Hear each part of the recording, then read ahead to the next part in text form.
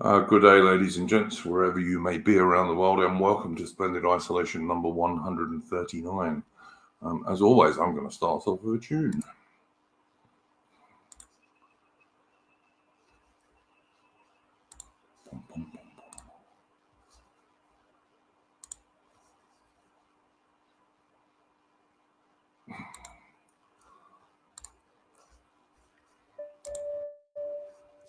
Take up the white man's burden, send forth the best ye breed. Go bind your sons to exile, to serve your captives need, to wait in heavy harness on flooded folk and wild. Your new God sullen peoples have devil and have child.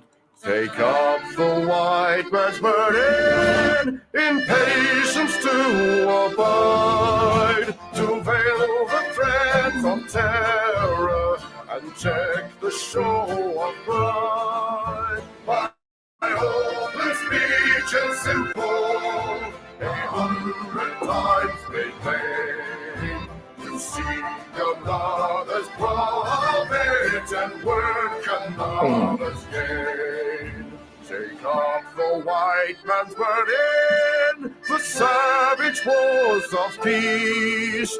Fill full the mouth of famine and bid the sickness cease. And when your goal is nearest, the end for others sought, what's love that Eden for thee? Bring all your hopes to Lord. Take up the white man's burden, not tawdry rule of kings, but toil of serf and sweeper, the tale of common things. The ports ye shall not enter, the roads ye shall not tread. Go make them with your living and mark them with your dead. Take up the white man's burden and reap his soul's reward. The blame of those ye better, the hate of those ye guard. The cry of those ye humor are slowly towards the light.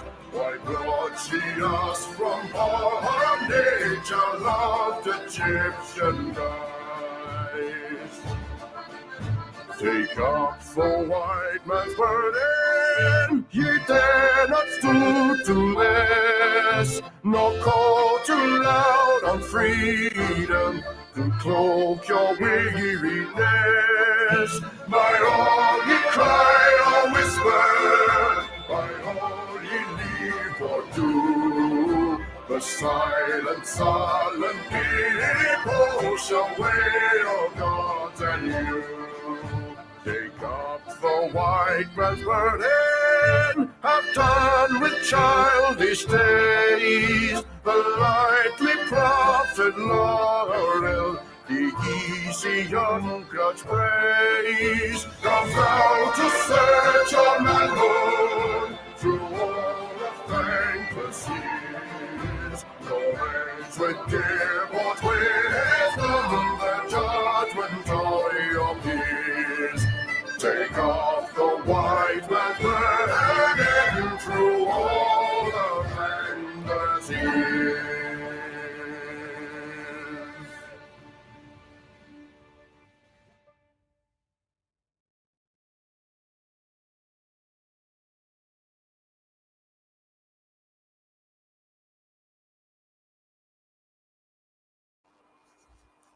Okay, and that was, of course, the excellent Chris Gard, who I believe has been doing a bit of globe trotting lately, but I think he's going to be home fairly shortly. Do go out and check out Chris Gard's channel if you like good music. He's got a lot of it there. He's a real musician and definitely one of our friends. So, how are we going this evening, gents? Yes, I'm very good. Excellent. How are you today, Mitch? Same old, same old. I somehow knew you were going to say that, mate. I like your avatar this week, Adam. That's quite cool. That one. Except for the commie hammer and sickle behind it, of course. Oh, I couldn't think of a picture for this evening, so it was the only one I know. If you'd have had the Russian flag behind it, I would have been 100% in favour. Nah. I mean, I used to be a former tanky, so. Oh, fair enough. Yeah, no, I've known quite a few of those chaps. It's funny. There's it's one of the kind of pipelines into the DR. I think is tankies. Yeah. Another one is libertarians. Some quite strange ways of finding yourself into the DR, really. Well, yeah. I mean, another thing is, especially for women, black metal is also like a good. Like I've noticed a lot of like. Yeah, I mean, I think that Red Velasov fella retweeted the other day. I mean, I've known quite a few girls in this scene who they listen to heavy metal. They then get into stuff like let's say they get into paganism or whatever, or like they just be interested in their own culture to some degree, and then somewhere along the line they just get into this scene. Okay. Yeah, there's a band called Forlorn Hope I quite like that do quite a lot of metal songs about the British Army and the Napoleonic Wars. They're pretty good. I haven't listened to them bloody ages. I probably need to get back into listening to them. Oh, you know them, do you? Cool. Yeah, I've listened to their songs, but it's been like over a year at least since I last listened to one. Yeah, it must have been probably the same for me, pretty much. But yeah. So yeah, I can see that. But people do come to us from various different places. It is true. I don't know. I think that once your eyes are open to the destruction of traditional society, it's very difficult to close them again. I do wonder if I don't know if anyone's seen that Has guy. I know him. Yes, I do wonder if people like him are there to sort of like contain the tankies from crossing the line. Yeah, is it same with a Jackson Hinkle fellow? Like, he's literally just communism but with a bit trannies, basically. Do you remember the chap we used to know, Alman, on Emmy's Discord, who was absolutely... Yeah, he loved Stalin and all that stuff. I didn't mind Phil, to be honest with you. Yeah, he was a good guy, but I mean, he could blow a bit hot and cold on certain issues though, and I think that was because he was, he still had a lot of those tanky proclivities that he would draw back to. So like he would criticize Marx about or lefties generally, but going back to Marx about like the nuclear family, and he was correct on that to point out that like the sort of two-parent household was actually the norm for a lot longer than people think. It goes back for thousands of years. But he would then kind of go back on that later and go, oh well, actually that's not how Marx meant it, and this is actually how. And it's like, there's some biases here, as there is for everyone, I suppose. But oh look, I mean, I was talking to in the chat. I was talking to what's his name, the Traditionalist, the American dude who I like, and he was saying, and I know exactly where he's coming from, that because he comes from a military family, because he was an army brat in America, he has had to struggle to get away from the neocon kind of view of the world, and I know exactly where he's coming from for pretty much similar reasons, So we all have our battles that we have to fight in our heads. Yeah, like I mean, you still see like extensively through the DR, especially people that were a bit on the older side who've been here for a while. They will still have the occasional like liberal paradigm that they will fall back to and struggle to get over.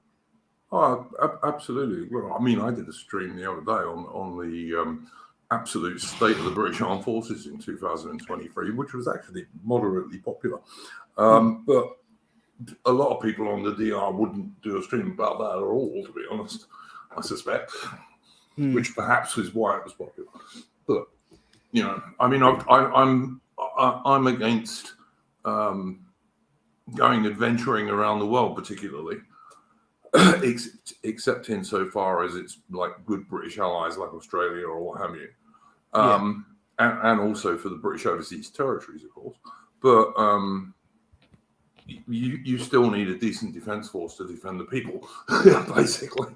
Yeah, but there's also, I mean, there's another aspect to it, isn't there? Because there was a guy at the event actually, who's associated with the Lotus Eaters, but I can't remember his name, and he was saying that like he believes himself to have like an old-fashioned warrior spirit, but where does he go to get that fulfilled if not joining the army? You know.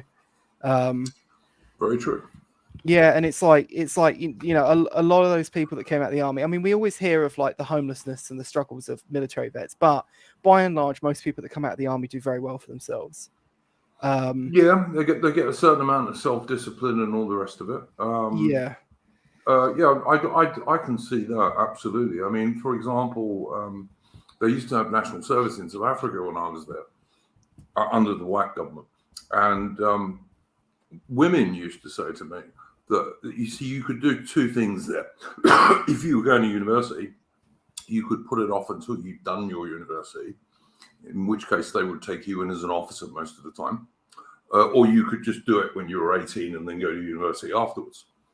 And women used to say to me that the blokes who had done their national service and then went on to higher education or a job or whatever it was were much more grown up than the ones who put it off when they were the same age.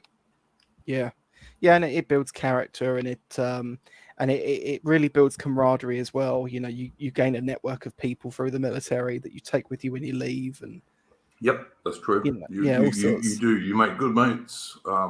There's lots to recommend it, but like I said on that stream I did the other day, how on earth can you say to young white guys today, go and vote for Rishi Sunak? Yeah. Or if you're an American for the senile Biden, it's impossible. Or if you're an Australian for bloody Albanese, you know? Yeah, and do you really like, if let's say you join the Navy, we did the story a while ago on this very stream about that captain. They've got that female captain running that ship, and there was that black. She was basically getting like all the women on the ship to come in and like have dinner, like they're having like a girl power fucking pally. Possibly lesbian dinner parties, yes. Yeah, during supposedly like evasive maneuvers exercises that the ship were doing as well. Yeah, because the captain shouldn't be on the bridge for those, of course. Yeah, and it's like, why would you, as a young, you know, presumably talented, you know, white guy with your whole life ahead of you, why would you want to be in that environment? That's of course the flip side. Yeah, it is. I mean, look, my son's serving in the forces. I have told him I would like him to resign, but I understand why he won't. He's put years into it, and he's on the cusp of getting a promotion. And I get where he's coming from, you know. And I didn't listen to my dad when I was his age either, so you know. Yeah. But when people ask me if I honestly can recommend people joining the forces, I'm afraid I have to say no at the moment. I really do. And it pains me to say it. It really does. But at the moment, I would say no. Yeah. I think there is something to be said for guys who want to go and do part-time stuff, maybe with either the Navy Reserve or the Territorial Army or whatever it might be. I think there might be a case for that. I mean, although those guys can all be sent to war these days, you have to realize that. And I mean, for an overseas expedition, it doesn't have to be defending Britain. But it is going to teach you how to use firearms. It is going to teach you quite a lot of useful stuff like map reading and all that kind of thing. It'll teach you some sorts of survival techniques and all that. So maybe there's something to be said for that. But that's probably as far as I could go these days at the moment, I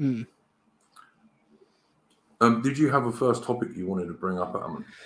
I wasn't sure if I should bring this up, but I think I will. I don't know if you saw the story about the Eritrean riots in Israel. I did. Last Saturday. Yeah, and Bibi is suggesting he wants them all chucked out, isn't he? Yes, yeah. Netanyahu has kind of come out and said that he's gonna send them out. He's actually, it's not even, it doesn't seem to be an empty threat. Maybe it will end up being one, but he's actually gotten advisors to go away and draw up the plans on how they're going to do this. He says he wants them deported immediately. I hope he does. I hope he does, because that will give more power to those of us who would like the same thing to happen in other countries. Yeah, and this is kind of the funny thing, though, isn't it? Because already, like, I saw an article by Al Jazeera. There was another one I saw where they had it in the headline, but I couldn't find it again. It might have been in the Independent or something. But Al Jazeera has basically, and all these other outlets have basically said, "Oh, we can't do this because it's against international law." First off, I think it'll be interesting if he does, won't it? well, this is kind of the thing, isn't it? Because it's like, I know Prudentialists and some others have said this before, but like, try and get someone to explain the international law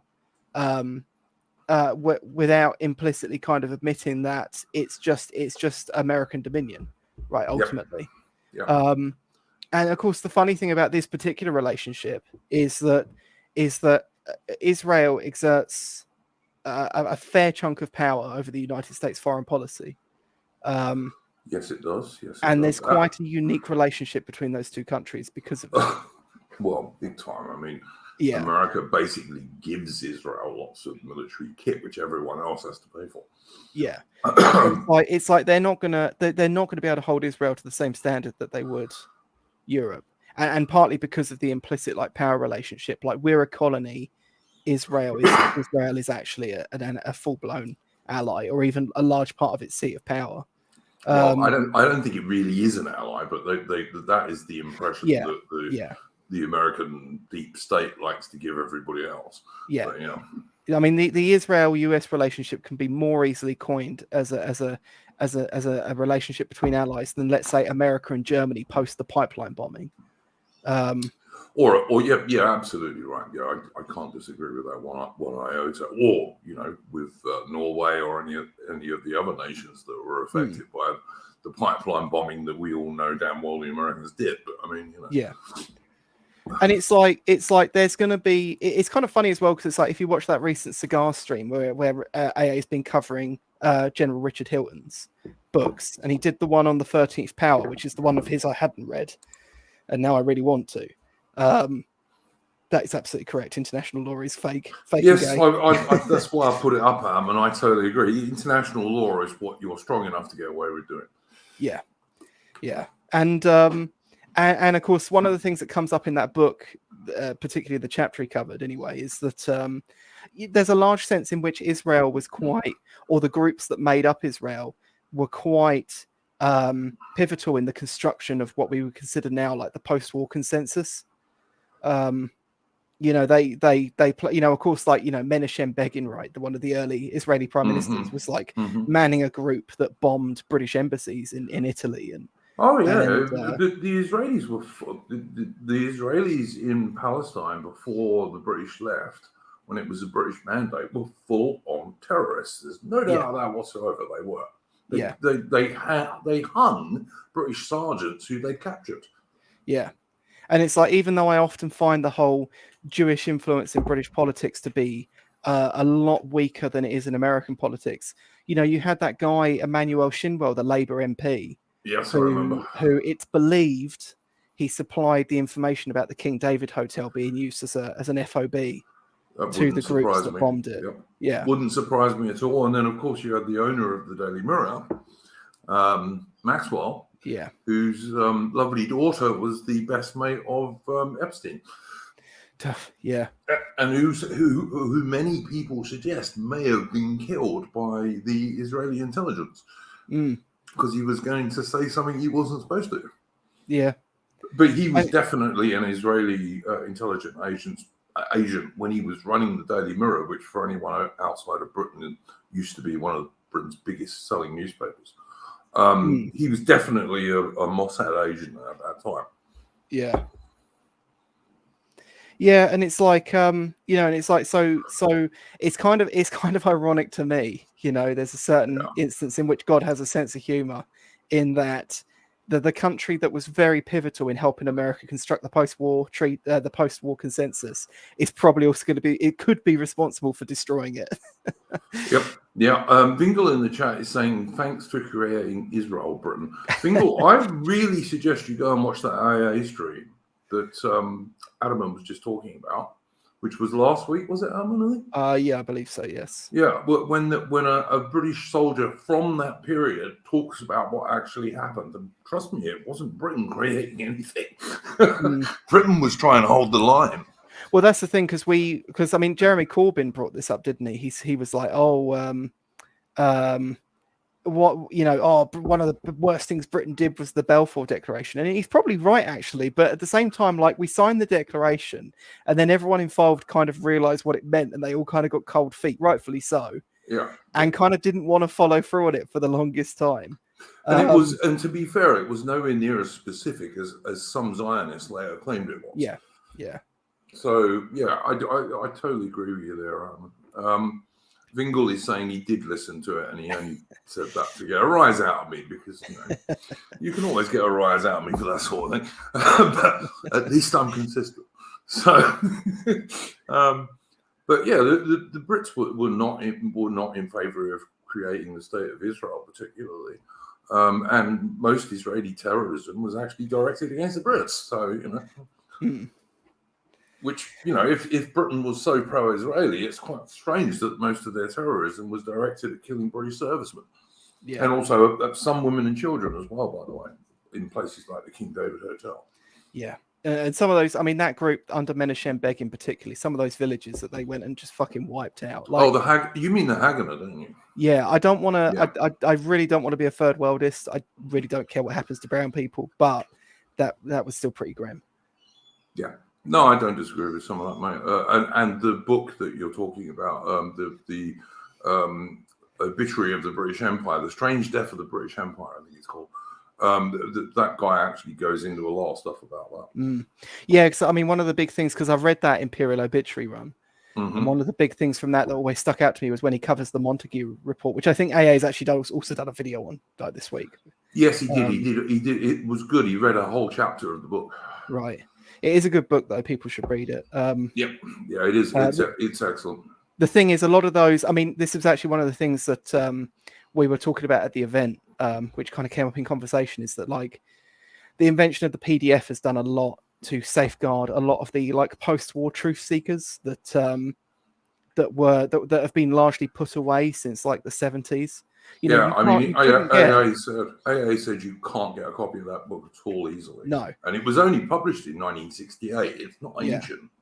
Yeah, you can't. I mean, I've looked religiously for a copy of Arthur Bright's Unfinished Victory. I only have it as a PDF.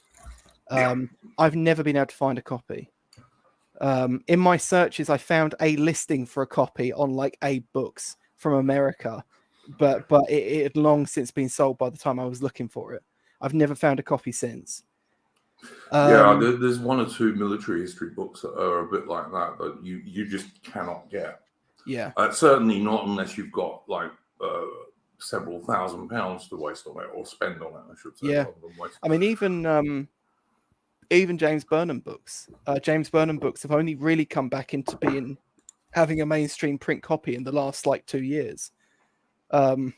If you look before that, like, if you were reading Unqualified Reservations back in the day, and he starts name dropping all these books, which was the best thing about Moldbug's things, was the reading lists, right? Yes, absolutely.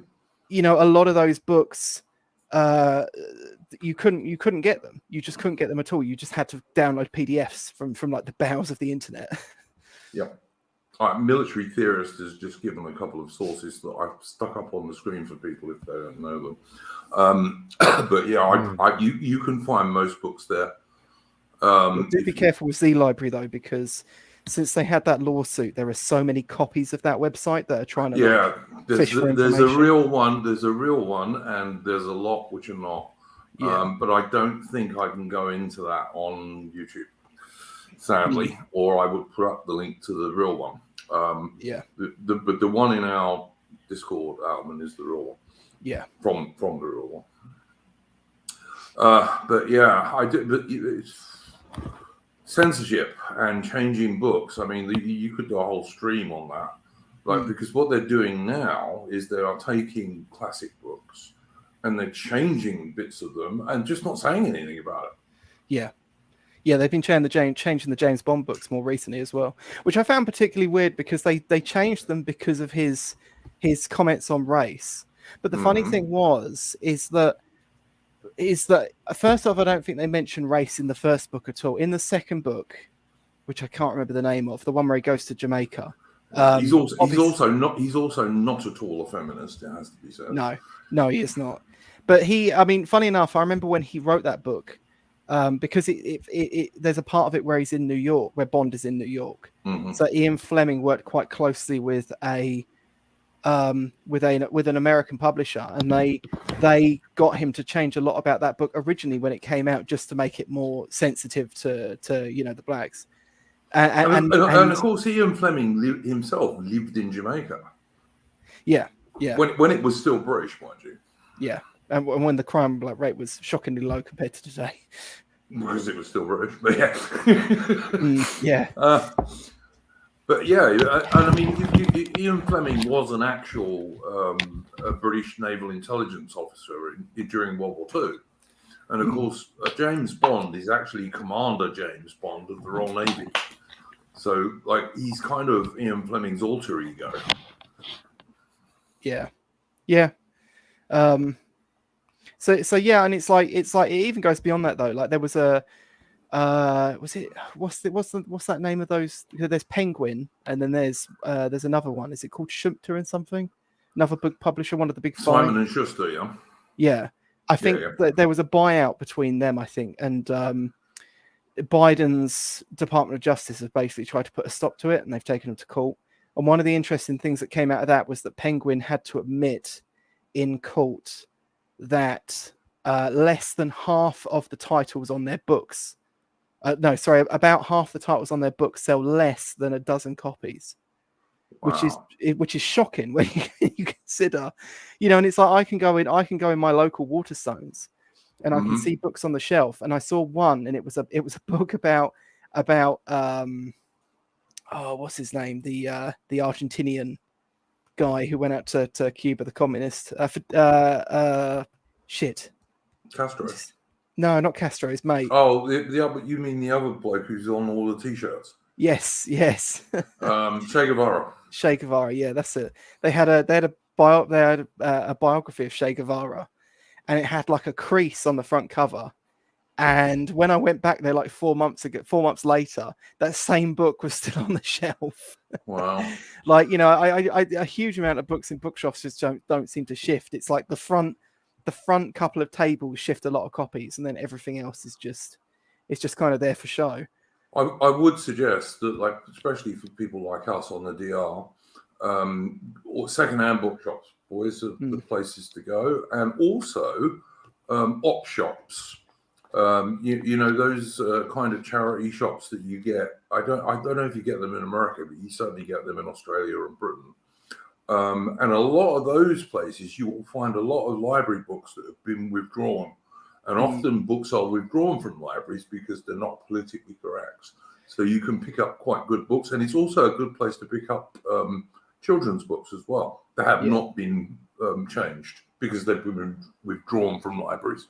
So I actually picked up in my local Oxfam bookshop. I picked up an entire collection of Patrick O'Brien books.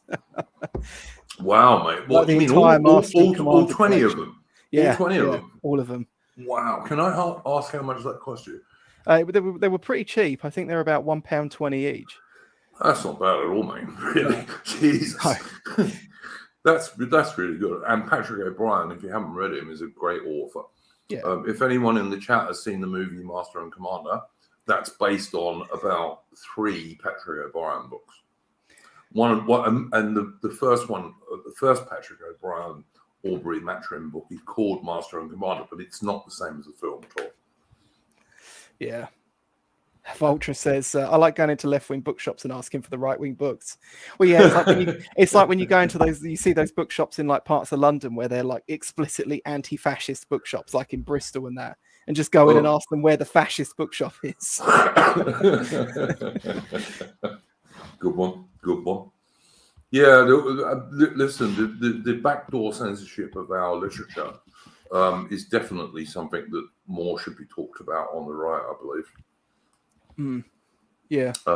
Particularly, you know, there are books like one of the ones we've been talking about today, which are simply unavailable now outside of a PDF. But also there are so many classic books, including even children's books, which are just altered and they don't tell you. So you go and buy a modern hard copy and you're not getting the original author's work at all. Yeah. I And imagine, it's like sorry, Mitch, go on. I was going to say, I know, like with the Lord of the Rings, they've now changed it to that Rings of Power. Some of the cast members from that, instead of the original Tolkien illustrations. So now it's like the Hobbit film, like the Hobbit book. They also changed to Martin Freeman on the cover. And they've also done the same with Lord of the Rings now, but with that Rings of Power, where you You're get kidding. You're kidding. No, I can get you an image of it off Amazon if you want. But presumably the original illustrations are still in the book, are they? I saw like on the cover. I can't tell about the illustrations, but the cover itself is actually just Rings of Power. That's all that's going to do is stop people buying them, to be honest with you. Yeah, so, I mean, I have never watched Rings of Power, and I never will. I've never even watched it, even though I could watch it for free. I won't, because I think it's an insult to Tolkien and his fans. But there we go. Well, yeah. I mean, it's like I've got one of the original covers of Lord of the Rings, but the thing is, this Lord of the Rings, it's not in English; it's in German. So it's kind of I'm having to buy the foreign to like get the actual original cover. You got the other cover, which I bought like these Lord of the Rings books back like 5 years ago or something. So the covers aren't exactly paused or anything. It's just not the original. It's still like an illustration of like the Eye of Sauron and whatnot. Just not the original. But presumably you can read it in German, right? I take it, Mitch. Yeah, I can have it. Like it's not like the English version is like literally just separate into 3 books, whereas with a German one, it's literally just it's just all 3 books molded into one, because they didn't have a paper shortage in Germany like we did in the 1950s. So funny that. Yeah, it's kind of ironic how we still had to deal with rationing, including of paper, back when Tolkien wrote Lord of the Rings. Yeah, the Germans, they were able to publish Lord of the Rings just after and not suffer the same paper shortages, even though their country was more destroyed than ours in the Second World War. I'm pretty certain, Mitch, that when my father came home on leave in 1953 from the army, there was still sweet rationing in Britain, you know, what the Americans would call candy. Sweets were still rationed in 1953 in the UK. Yeah. It's what you get for supposedly winning a war. Supposedly. Britain sure didn't win World War II in any useful way. So, you know. Oh, there's people on Twitter who just spend their time just arguing with the likes of us over World War II, and whenever they lose the argument, they just stoop to do you believe that special event happened exactly as a mainstream say? And it's just like this other thing. There's no point talking with these people. I think there might have been some exaggeration in that special event, if it's the one that I'm quite sure you're talking about. I think there might have been a bit of exaggeration involved in that in later years. What, Duke? You don't think that there were wanking machines killing off loads of people? No, absolutely no chance. You don't think they were playing clay pigeon with babies? Like, come on. No. Or lampshades or soap or any of that stuff. You know? Yeah, like why wouldn't you make a bar of soap out of the people you found disgusting? What the fuck? Yeah, exactly. No, I think actually most of those were debunked a while ago, but they're still in the popular thing, you know. But yeah, I'm not saying that special event didn't happen at all. I just think it was somewhat exaggerated, shall we say. My biggest worry historically is that if we ever got a serious look at the numbers, is that it ends up that more Germans were killed through reprisals after the war than Jews during it. But Well, I mean, in the Soviet areas, including places like Poland and what have you, that could be true. I really don't know. Yeah, the number for Germans that were like there's a few good books on this. I can't remember the names of them now. A bit of kind of niche ones, but the numbers are pretty stark, to be honest. I don't doubt you for a minute, mate. I think that's entirely possible. But yeah, as people are saying in the chat, touchy subject, because and as people always say, to understand who has power, look at what you can't talk about. So, but Mitch, did you have a first subject you wanted to bring up?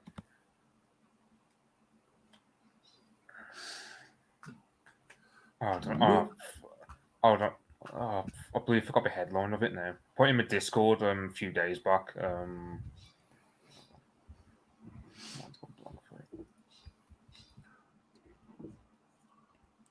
don't know if you want to talk about that.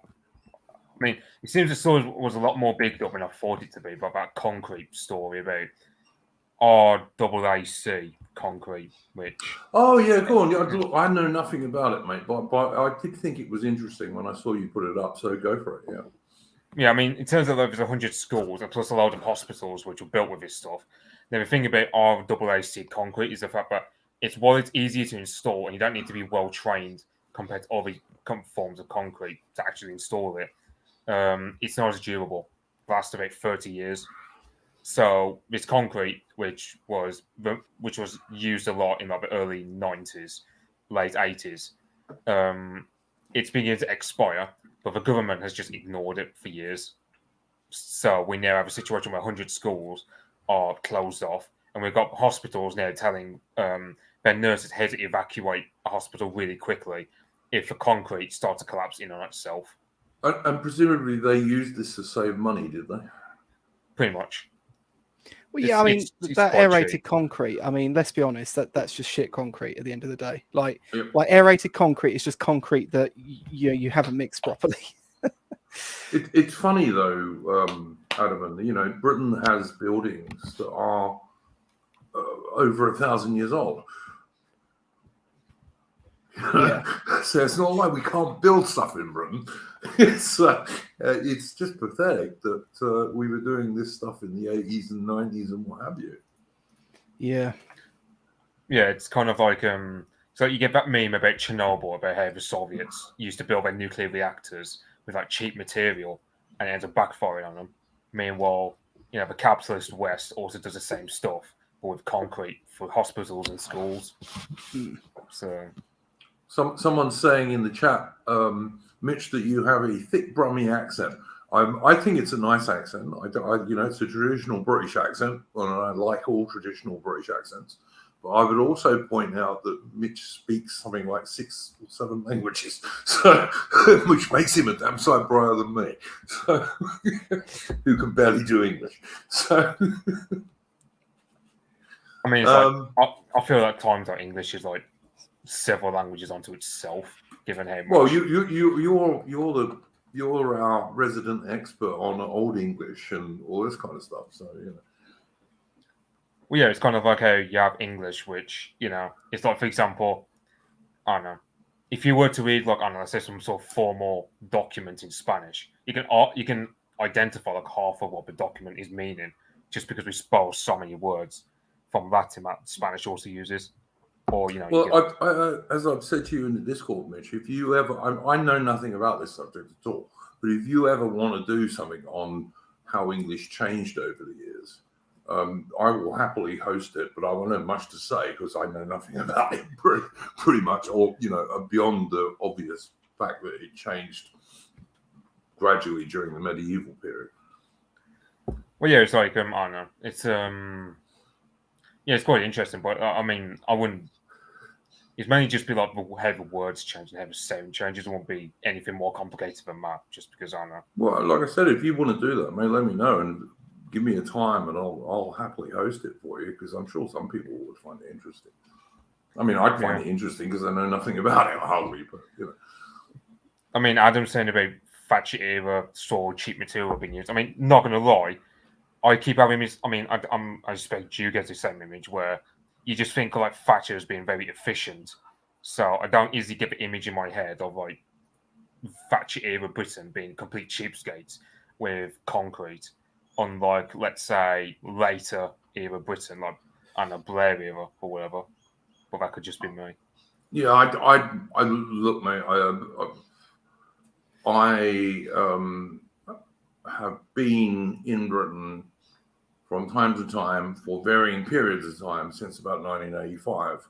But I have to say, the last time I spent a lot of time there would have been about 98-ish. And at that stage, the worst things in Britain to me hadn't yet happened.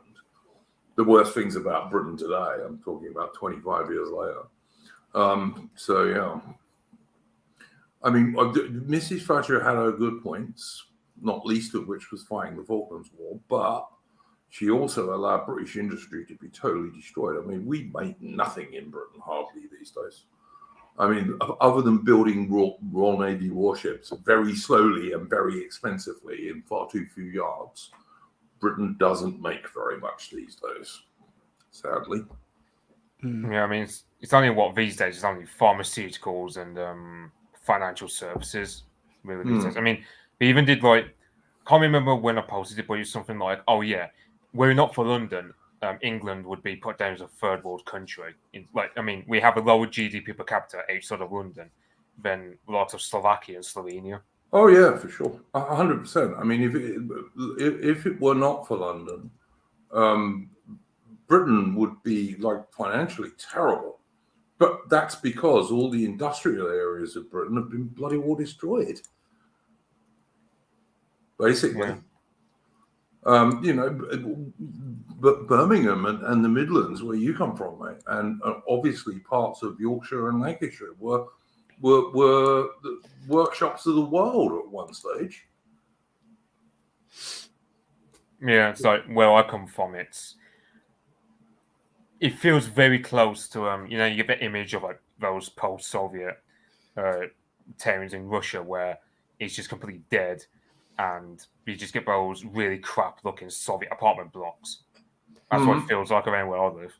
But with the exception of the street signs, you would barely tell it's here in England because it just reminds you, like, you would think it was like the Soviet Union just because the place is economically dead and the architecture makes it look like a Soviet Union.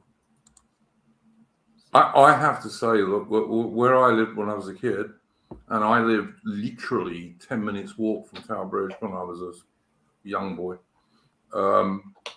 they already had all these crappy high-rise slums and stuff because, many of them were built in the 60s and the 70s.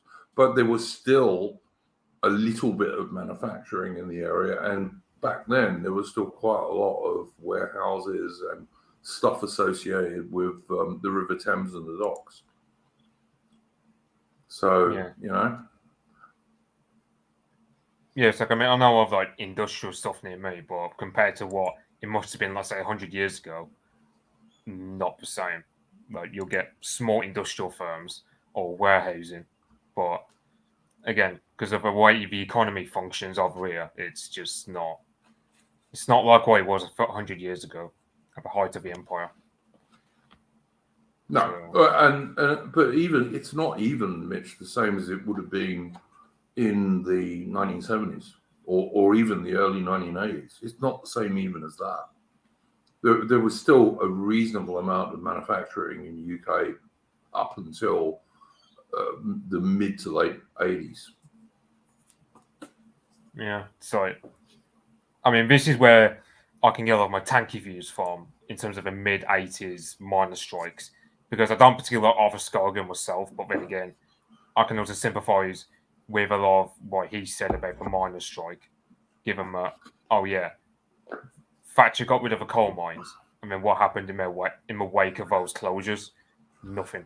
Absolutely, 100%. The only counterweight I would put to that is that where the National Union and miners were wrong is that they opposed for years before Thatcher, they opposed anything that would modernise the pits because they wanted to maximise the number of blokes who worked there. So even in the 1960s, you had British coal miners cutting at coal seams with pickaxes, when every other nation had automated, which obviously means you're going to have slightly fewer miners, but they're going to be guys who've got more skills. You're not going to be standing there cutting a coal face with a pick.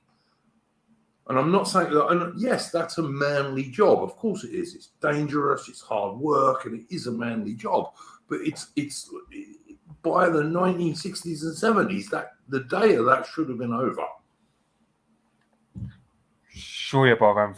I'm just thinking, let's say, for example, where I live, like my particular town area, it's heavily dominated by coal mining. Mm-hmm. So it's not easy for, let's say, a coal miner to just simply transition from coal mining into another industrial sector. Let's say he goes into steel, a mill or whatever, for the sake of argument. So, it's not just about me. I think it was Nigel Farage, you said, back in like the early 90s. Like, he was actually like not shedding tears, but like he was like somewhat upset at how we were importing cheap Polish coal in the early 90s. Oh, after yeah. Closed down all of the mines.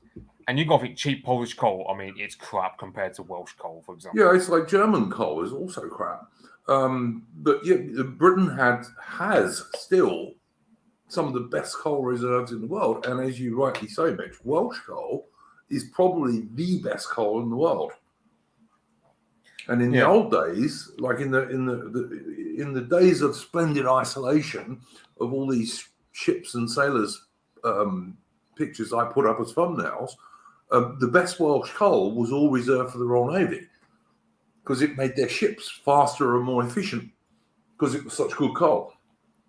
Yeah, no one understood how. I don't know. I don't really know much about this subject, but I do truly wonder how we just got blessed with the best coal, whereas let's say Poland and Germany. Germany especially, what still is, well, actually not anymore, but a lot quite industrial like us, especially in the past. But they didn't get blessed with the same quality of coal that we did. Nowhere near. Like the German high seas fleet in World War One would have to slow down after a certain amount of steaming because the crap German coal would clog up all their boilers, which would not happen to the British coal-fired ships because Welsh coal was really good. And also very clean burning as coal goes, which of course you would think in this era of green stuff, in inverted commas, would be a good thing. Yeah, sure. But like, the thing is, I remember, was it 2015 or was it like earlier than that, where UKIP were actually campaigning for coal-fired plants to be reintroduced? Yep. Which, in hindsight, now I look at that and just think that's probably a lot. If we can't go nuclear because reasons, then I'd rather have coal rather than, like, let's say, the wind turbines. There's 2 wind turbines up near a section of the woods I regularly frequent. And it's just uglified. Is uglified a word? It just makes the landscape ugly. They're an eyesore, and of course they kill thousands of birds every year, which of course none of these lefty watermelon greeny types ever want to talk about. Well, they don't say a damn word where 60 million trees get felled in Scotland. Yeah, exactly right. 60 million trees cut down so you can put wind farms up. For God's sake, man. Yeah. And of course, trees, for anyone in the chat who doesn't know, absorb CO2. But I'm sure you know, Adam, that even Ken had a coal field at one stage. And fairly recently, up until I think it was only closed in the 70s or the late 60s. Yeah, I actually don't live too far from some of those old mining towns. Mm. But the thing is, as well, is that they were also local communities all over the country. They not only were they coal mines, but they also provided local communities. Mm. But the thing is, as well, is that industry, especially because in the Midlands, where was it exactly? Was it in the northwest? Yeah, in the West Midlands, the average household in like the early 60s earned more than any other part of Britain. Yep. And as Mitch said, when these mines closed down, nothing replaced them. Like the blokes were left to rot, basically. No, this was prior to that. One of the things that people don't get, they all look at like the mine closures, but this was already policy that was well underway. Centralized planning in London, in central government, they took steps to deliberately stop the growth of industry in places like Birmingham.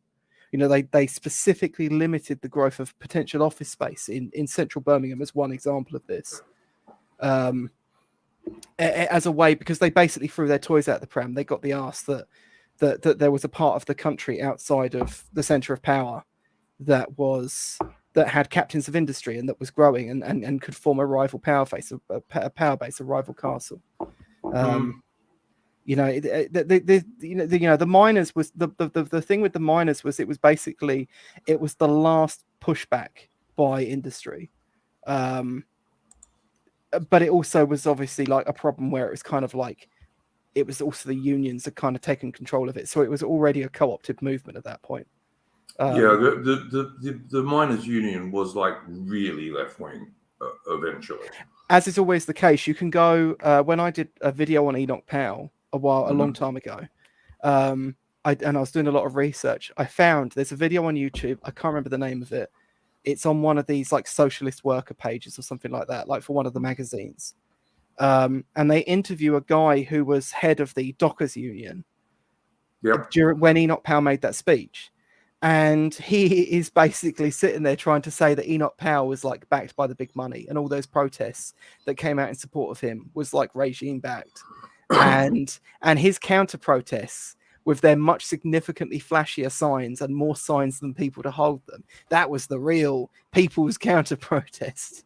Well, look, I'll tell you a story about that one, Adam. My father was a warehouseman in like along the River Thames. As I said, I lived at one stage, like literally 10 minutes walk from Tower Bridge on the south side of the bridge. And many of my father's jobs were in wharfs and warehouses and what have you. But because he wasn't a member of that Dockers Union, and the only way you became a member of that Dockers Union, by the way, was you had to basically marry into one of the families. You wouldn't get your ticket otherwise. And the same thing, by the way, was later also true of blokes who worked in the print industry, which also got broken eventually. The only way you got a ticket, unless you were very, very, very lucky, was you had to like be married to a daughter of one of the blokes who was in it, and then you'd get your ticket. It's complete nepotism, but the union nepotism. And like, Dockers, my dad told me that in the 60s, the Dockers would deliberately throw their pay slip on the ground so people could see them, because they were earning like 3 or 4 times what blokes who were often working harder than them were, who didn't have the Dockers ticket. Oh yeah. Yeah, so you don't get the people who in the chat, like young guys especially, should not get the idea that these unions were great dudes, because many of them weren't. I have to tell you, they weren't. Yeah, the unions as a force has been co-opted for a really long time, going back possibly 100 years or so. Oh yeah, I mean, look, in World War II, there were quite a lot of people from the British Communist Party in unions, and the British Communist Party was basically run by Moscow in those days, by Stalin's Soviet Union. And as a result, when World War II started, and of course you had the Soviet Nazi Ribbentrop-Molotov Pact, they were all against Britain doing anything, basically. And of course they only changed when Operation Barbarossa started and the Germans invaded the Soviet Union. Yeah. So there's always nuance in all this stuff. But my basic position is that the destruction of industry in Britain was a tragedy, and it shouldn't have happened, and it's gone way, way too far.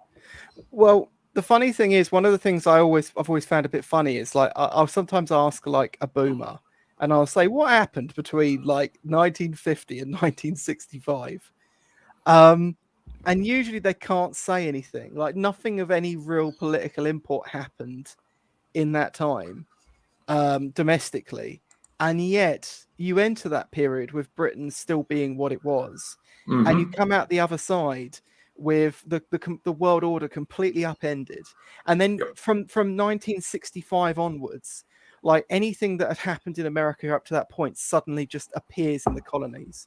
So civil rights movement, feminism, right? The old sex culture war, and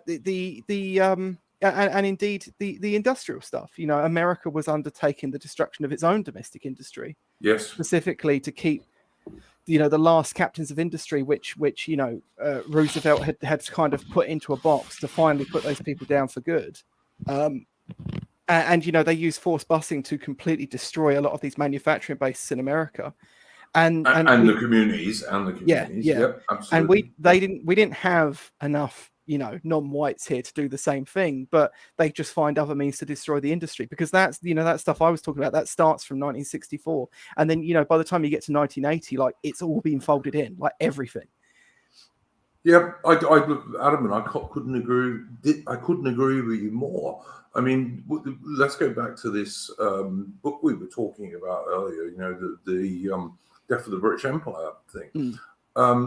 He points out quite correctly that other than India and Burma, in 1950, was it 53? I think the Conservatives got into power, or 51 or 53. When the Conservatives got back into power again, apart from India and Burma, the British Empire was entirely intact. By 1963, when they lost to Harold Wilson, and the less said about that scumbag, the better, the British Empire was gone mostly. All that Wilson's Labour government had to do was give away the last few bits and pieces, like places like Swaziland and the Seychelles and stuff. All of the big colonies had been given away under the so-called Conservatives. Yeah. And as you say, there's more to this than coincidence. Yeah. There just is. And then in the 60s and the 70s, going into the 80s, you have a British industry being totally destroyed. Yeah. And none of this stuff is accident. I mean, I wasn't born yesterday, and when you get the same thing happening all over the place, you've got to think it's not a coincidence. Yeah, and sorry, Mitch, go on. I was going to say, why would you put that down as well? Like, would you put that down as just insanely demoralised elite who just hate Britain, or would you put that down to America just screwing us over because give them a Suez crisis where they sided against us, even though we were fighting against a Soviet-friendly Egypt? An elite, the elite kind of losing energy is definitely a large part of it. Yeah, for sure. But, I agree with that. But America was also like actively, and then of course when the Cold War or that period supposedly kicks off, America and the Soviet Union then takes an active role in deconstructing large parts of Europe. Yep. Alice Little in the chat, it says winds have changed. Now, Harold Macmillan made that speech in the early 60s, and it was that speech and the attitude behind it which made South Africa leave the Commonwealth back then. And Harold Macmillan was a supposedly conservative prime minister. And he was also the guy who started to push for Rhodesia to get independence under the black guys. And that resulted in Rhodesian UDI when Wilson was prime minister. And don't get me wrong, Wilson was certainly no better, but Macmillan wasn't any better either. It's like the Uni-Party story that we often talk about these days. I think goes back a lot further than many people realize it did. Yeah, the unions by the time the 60s had rolled around, the unions were just a tool of the regime, same as anything else. I also think that the unions, like you saying about the unions, in large part, taking a lot of orders, from the East. I think a lot of that changed to America as well. about the same time a lot of the Trotskyist elements ended up being set up by FDR as sort of a new elite in the United States. Dare I mention Christopher Hitchens, who started off as a Trotskyist and eventually became a neocon. I think he's a perfect example, actually. Yeah. I really do think Christopher Hitchens, and I know many people like Christopher Hitchens, even on the right, I see people still saying they like him. But Christopher Hitchens, particularly in his anti-Christianity stuff, was extremely destructive. And he was a total neocon, not in the latter years before he died. Yeah, definitely. Yeah, I mean, literally, there's that debate of him where Peter Hitchens is arguing against the Iraq War and he's arguing for it. And it's like, it's so, like, it's so, and it's not to say that Christopher Hitchens' arguments didn't have like a trace of truth in them. Saddam was a prick, right? And he did have like chemical weapons. We did know that much. Although obviously, when they said weapons of mass destruction, they were implying in the public mind nukes, because that's the scary image, right? They were manufacturing consent in that regard. But I mean, we look back now and it's just so laughable. Even the idea that he would even sit there and defend that. But people still actually pick him up. I mean, I posted a little Peter Hitchens edit to my TikTok, my Bowden Bomber TikTok, which people can go and check out a while back. Peter Hitchens also debated his brother on Christianity. Yeah. And it was a terrible debate. And he said he always regretted doing it afterwards because it was just a setup, basically. Yeah. And and there was loads of people in the comments of that saying, oh, Peter Hitchens doesn't hold a candle to his brother, Christopher. And it's like, are people still defending this guy after all this time? Yeah. Peter Hitchens is a much more base man. Just read some of his books. Yeah, it's like so much of what Peter Hitchens said like 20 years ago has just gotten truer by the day. Whereas a lot of the stuff Christopher Hitchens said 20, 30 years ago is becoming increasingly a lie. Yeah. Obviously a lie. I mean, I will be honest. I used to be an atheist, and I've read Christopher Hitchens' book on what's his book on God called? I can't remember now. But on Christianity rather. But it's Christianity he always goes after. It's not other religions. It's Christianity. Yeah. Always. In his latter days, he did have a little poke at the Muslims, but it was kind of that was when he was a full-on neocon, though, and of course, these countries we were invading, like Iraq and Afghanistan, were Muslim. So I think Peter Hitchens is a much better man. And like I said, if you don't believe me, go read his books. His books are much more based than his brothers. And they both started off as Trotskyists, I do believe. Yeah. But Christopher Hitchens, who is much more famous, of course, and who was undoubtedly a better speaker, Christopher went direct from Trotskyist to neocon. And there's actually quite a big pipeline of those people. We were talking earlier about the pipeline to the distant right, but there was absolutely a big pipeline from Trotskyist to neocon. And another bloke you could mention is Tony Blair. Tony Blair, when he was at university, was a Trotskyist. And he never let that go. Not really. No, I don't think he did. No, absolutely. No, I mean, something that people probably don't realize about Tony Blair, he literally went and oversaw the reinstallation of the Fabian window at the London School of Economics. You mean the wolf in sheep's clothing thing? Yeah. Oh, God. Christ almighty. Yeah, I have to say, academic agent's obsession with Blair is not something I share, to be honest. Yeah, I think because he has that bet going with Oran McIntyre, doesn't he, about whether they'll put the woke away. And as Oran McIntyre made an excellent video about 3 or 4 days ago, pointing out why they won't. And I think Oran McIntyre is right. Yeah, I haven't seen that video, but I do think he's right about that. I think he's more accurate about it than I think AA might be. But we'll see. Yeah, I don't think they can put it away. And this is the point that Warren was making. is that they can't really put it away because they need it.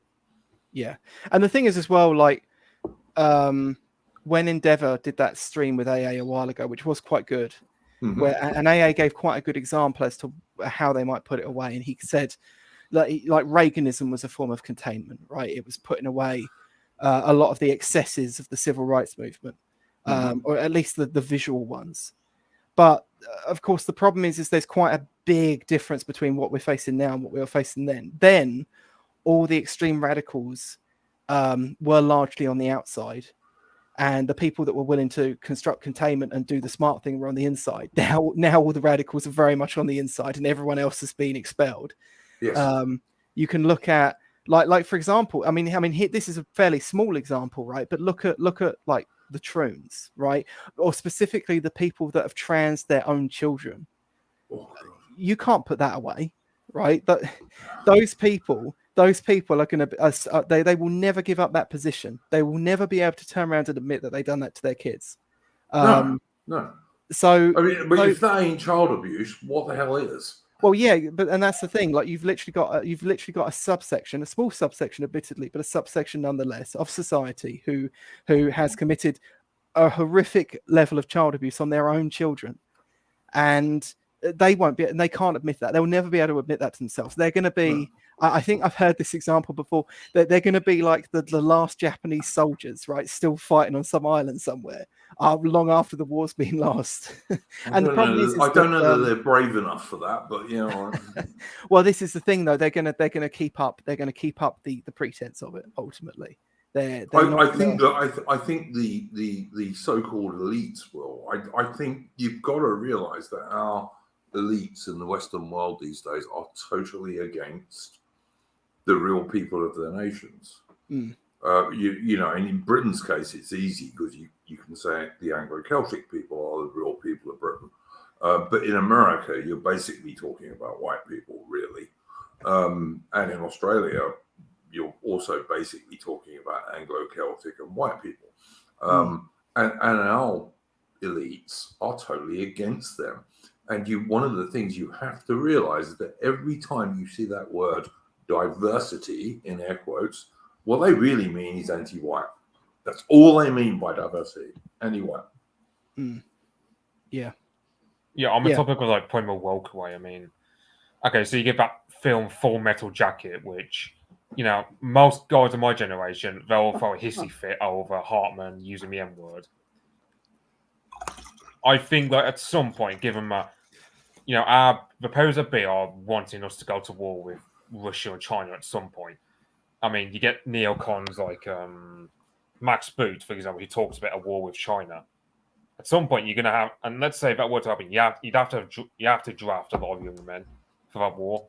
So you're going to have to entice them to join by giving little crumbs. You know, you might. I don't think that's going to work, Mitch. I don't think that's going to work because unless you draft these blokes at least a year before you're going to actually start the war, there's no point. It will be over by the time they're trained. I mean, it's like you take, for example, early 2000s, saw a lot of because before then it was just only Christianity was to be criticised, only Christianity was to be subverted. Then after 9/11, with the invasion of Afghanistan and Iraq, you have all of a sudden Christopher Hitchens and all these ilk just all turning on Islam, and you know, like for a time because it served the foreign policy goals of the State Department of in America as well as Whitehall. Yes. So it's like you have I mean, don't get me wrong. I think it was absolutely insane of Britain and other countries to import loads of Muslims. It was.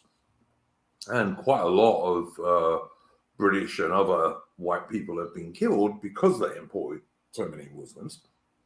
So that there is truth in that. But why did we import them? You know, we didn't have to.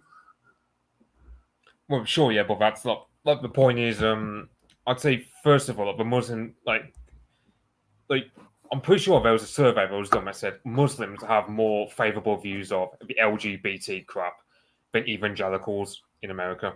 So Islam will get paused over time, especially in America, I Oh don't know yeah, about here. if they live in a Western country long enough, yes, they will slowly. They will slowly get past for sure. I'm not denying that for a minute. Just as their women will be alienated from their men, all of that is true. Yeah, for sure. But the point I'm trying to make is that we didn't have to import these people into the West. There was no reason for us to do so, really. Sure, but I'm arguing the angle of on one hand, yeah, it's done to like deracinate the whites to Yeah, of course it is. to subvert our power, etc. But I'd also say I feel like it's also their way of it's like say Stalin would move around ethnic groups at will for political reliability. So you'd have Muslims, for example, moved into white neighborhoods as a means of policing them. Then you move Hindus to police over. I mean, you have every ethnic group just policing each other, pretty much. I feel like that's one reason we did it as well. Is I think it's just to break us up and like make us into a beige coloured goo.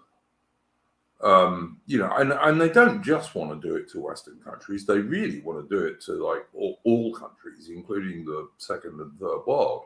But that's further down the track. But I think their real objective at the moment is like in advanced Western countries, and certainly all of the Anglo countries. They want to turn us into a really easily controlled brown goo. Yeah, so goo. Yeah, so on the topic of like the Muslims, I've heard because they did a survey in Pakistan where it said, let's say a woman knows how to pretty much work a computer, the birth rate almost drops in half from like 2 or like 3 children to barely above 1. Because she's going to be spending most of the time working instead of looking after her family, which is the traditional thing for a woman to do. Yeah, but that's the thing is, I don't know how, because Pakistan, I mean, it's like, for example, the Taliban were a thing because of a Pakistani education system.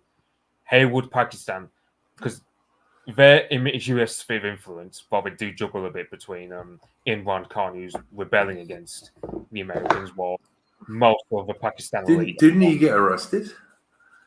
I haven't heard much. I heard he got arrested, but I mean, I imagine he's going to go the same way as Trump. In that, the more they try to get rid of him, the more popular he gets, and the more the things escalate, which would particularly be bad when you consider Pakistan has nuclear weapons. I really don't want to see Pakistan go into a civil war. No, you don't want anyone with nuclear weapons going for a civil war for sure.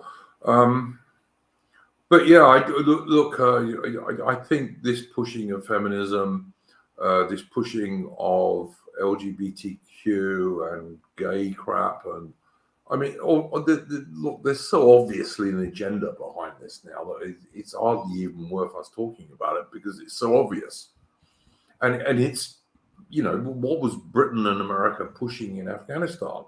Feminism and LGBTQ crap.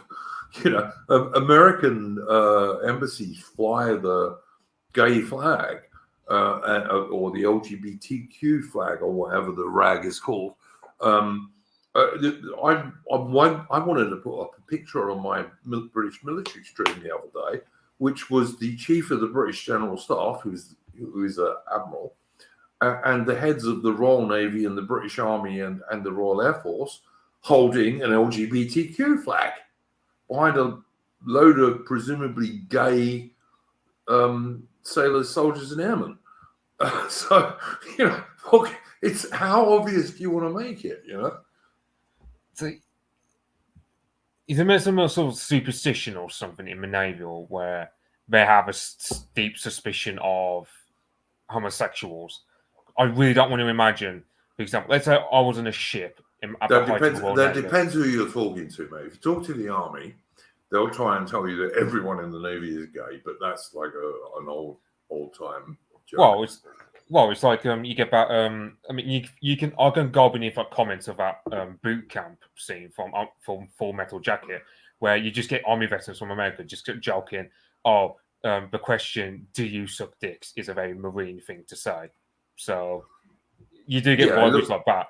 But like the thing is, but much of that is like military humor. Much of it. Yeah, I mean, it's like we joke about. I mean, I joke sometimes about the Welsh being sheep shaggers, so it's like civilians do it, not to mention the military. That being said, I mean, surely there's got to be some sort of superstition or something where we go, or like naval superstition where it goes, they are deeply distrustful of homosexuals. Because I mean, can you imagine? Let's say you're holding a rope and you just think, like you'd be worrying about the homosexual behind you is a sketchy individual. To be honest, Mitch, the old superstition in the Navy was women on ships were unlucky. Especially redheads, because I mean, no, there was nothing about that at all. It was just women on ships were unlucky. No, I'm not agreeing with you. I'm just saying I've heard redheads especially were considered unlucky because I mean, I've never heard that, mate. I've never ever heard that in any history I've read, or even amongst the sailing sailors who I've known. You know, like yachtsmen and what have you. Never heard that one. But women definitely historically were considered unlucky aboard a ship. Well, yeah, you can see why. Because I mean, let's say you get those men on board a ship, long separated from their wives and children. You know, you get the what's it called, a 7-year itch or whatever. I don't know what they call it, but like you get like men who long separated from women, but they still feel a lust for a woman. The temptation. Yeah, but I mean, also remember at the same time, you have to remember that the old tradition used to be like even going back to after the Second World War. The old tradition used to be that the British sailor had a woman in every port. That used to be the old tradition. It really did. That's what they thought, and I'm quite sure that many sailors at least tried to make it come true. But you know, it's but that was back in the day, you know. Well, the thing was, like, the average Royal Navy sailor at the time of like the Peninsular War, because this was one thing, the Spanish actually hated us in that war because the British Royal Navy sailors, they would just be really attractive in the eyes of the Spanish women.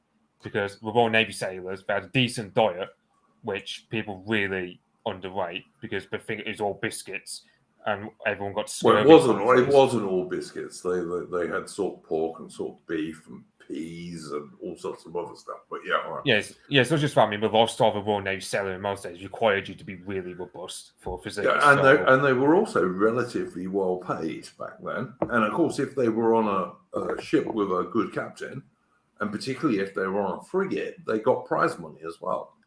You know, there's a reason so many pubs in the UK are named after Captain so-and-so or ships' names or Admiral so-and-so. And that was because they were sailors who earned enough prize money that when they left the Navy, they had enough money to set up a pub or an inn.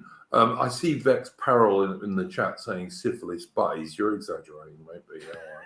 But all right. But yeah, the tradition in the old days, particularly when like a sailor could be sent away for like 2 years at a time or even longer, was that the sailors would have chicks in their local ports, you know, and occasionally they'd even marry them, but not very often. Well, I mean, I can imagine, for argument's sake, you have a Spanish lady song, which I imagine at the height of the Peninsular War, you'd have because I mean, as I said, Royal Navy sailors were seen as very attractive in the eyes of the Spanish women, because your average Spanish soldier wasn't really that well paid, and most of the time they spent their time in retreat, so they weren't exactly as victorious. They were often not paid at all, but yeah, the Spanish junta often didn't pay them at all. But yeah, you're right. But I mean, also bear in mind that some of those Spanish ladies would be your professional women that exist in all ports, if you see what I mean. Sure, yeah. I just thought it was I just thought it was a general. I've got to answer Adam here. Adam is saying adultery was a historical pastime of the Navy. Yes, it was, mate. I'm sorry. You can want to be as Christian as you like, but actually, yes, it was. Were there sailors who didn't do it, both officers and ordinary seamen? Absolutely, there were. There were some. There were admirals who were known as blue light admirals in the Napoleonic Wars, who were blue light because they were very Christian. There were absolutely sailors who didn't do it, But for many sailors, yeah, of course they were. And it wasn't all that much different for the soldiers either, mate. As Kipling wrote, single men in barracks don't grow into plaster saints, and they never have, and they never will. Yeah, I really can't imagine sailors in most days. I mean, well, I mean, it's similar dynamic to like Indo-European conquering tribes who would literally wipe out all the Neolithic men and just take over women to be their second wives or concubines or whatever. Similar dynamic, I suppose. Not exactly conquering, but like it's more just because they're a lot more powerful. They've got disposable wealth, and they're generally, they're not going to hold the same moral standard as the average gentleman in England because that's just the way the world works.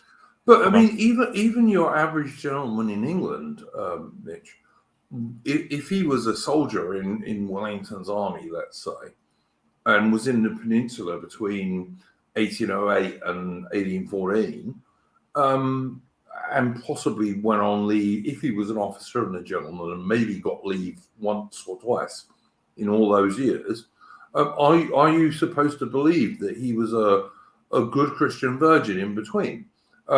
Maybe a few of them were, but I doubt very much if most of them were. And I doubt their men were much better.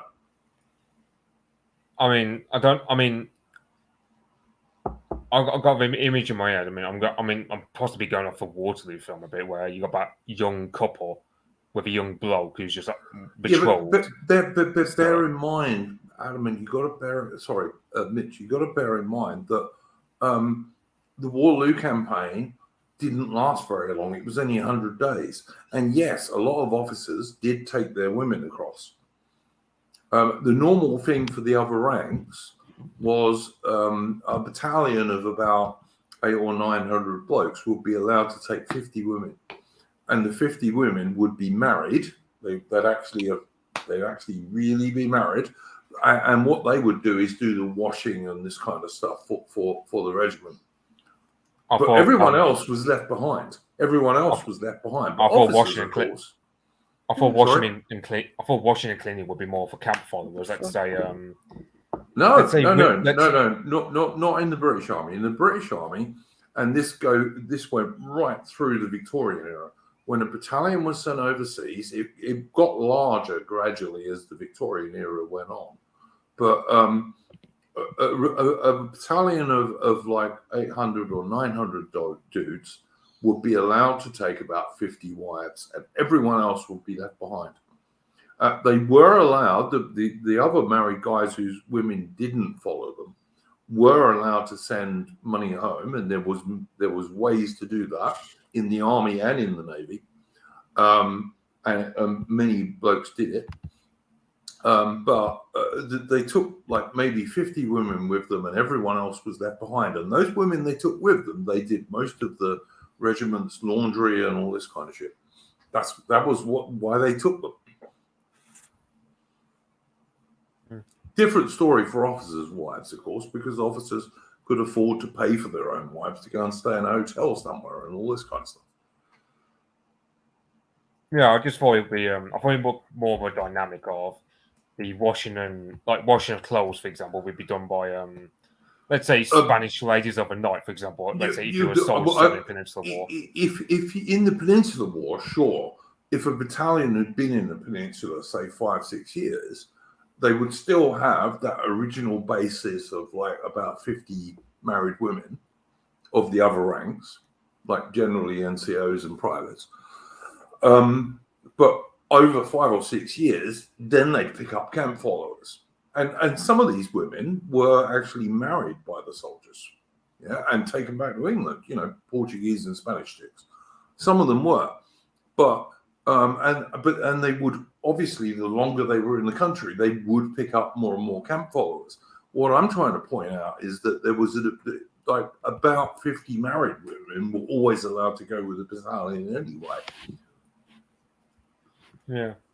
I was going to ask him about that. That's just what happened, you know. It's like I'm not making this up. This is what they did.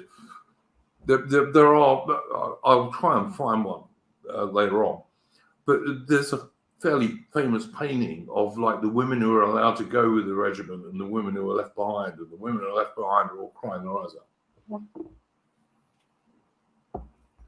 Yeah, and these were married. These were married women. Like the army didn't give a shit about how many girlfriends you had, obviously, you know. Well, they wouldn't, because I mean, you don't have that quote by Wellington where it goes into it, quote unquote, scum of the earth. So you can imagine the men who join the army, you know, they're not exactly tied by social norms as much as your average guy of Wellington's social class would be. Yeah, but you have to remember the second part of that quote, which no one ever says. Wellington did turn around and say, "Oh yeah, our men are the scum of the earth, all enlisted for drink." But he then added, "But it is wonderful the fine fellows we have made them." Yeah, that's like, and no one ever remembers the second part of that quote, of course, because it's not convenient. I mean, I suppose like the proper thing people would ask is fellows, as in what way, like being able to shoot a rifle effectively. He meant good men. Oh, I thought because I thought he was men as in to be damn good disciplined men who could hold their own. Well, yeah, of course he meant that, but he meant they were good men. Wellington was seen after the siege of Badajoz when he didn't have enough artillery and had to use his soldiers like as bullet soakers, basically, because he didn't have enough artillery. Wellington was seen in tears looking over all the dead in the ditch before the castle of Badajoz, which would have been held by the French and the British captured. You'd never ever see something like that from Napoleon. And the same thing happened after Waterloo as well. No, sure. I'm thinking more. Okay, so you get like that second half of quote. Now, I always just thought it was just related to martial prowess as opposed to good men, as in because, for example, I doubt these men are exactly going to be like what temperance movement am I thinking of? Like you doubt the men are going to be into that, but let's say men of better character. Hang on, Mitch. Wellington wasn't faithful, all right, to his wife. Oh, I don't know anything about. Yeah, all right. Well, I've heard rumors, but I haven't looked. No. Well, Wellington proposed to Kitty Pakenham before he went to India, and her elder brother, who was the senior man in the house and therefore in charge because her dad was dead, said, "Piss off, basically. You've got a load of debt and you've got no prospects, and no, you're not marrying my sister." So Wellington went to India and occasionally wrote to Kitty from India. And of course, he did really well in India. And he also made quite a lot of money. And when he came back, because he was a very old-fashioned dude, he said, "Well, I'm going to marry this woman," without even having seen her for years because he'd been in India. And he came back, and when he first saw her, before this, he'd already said, "Yeah, when I get home, we'll get married if your brother will agree," which he did. And when he saw her, he said, "Oh my God, she's got ugly," which she did. And Kitty Pakenham used to make her own clothes. And of course, Wellington by this stage was like a really quite famous dude who used to move around in high society. And Kitty Pakenham made her own clothes, which is not quite the kind of wife that suited Wellington by this stage. So when Wellington was not in England, he was by no means faithful to Kitty Pakenham. Wellington had quite a few affairs. Not to say he didn't love his wife, I think he did, but he was not faithful to her at all. So the idea that he cared about his soldiers being faithful to their wives is like probably unlikely in all honesty. One of the things like Adam is saying in the chat, good men so they didn't engage in adultery. I'm sorry, Adam. I get it.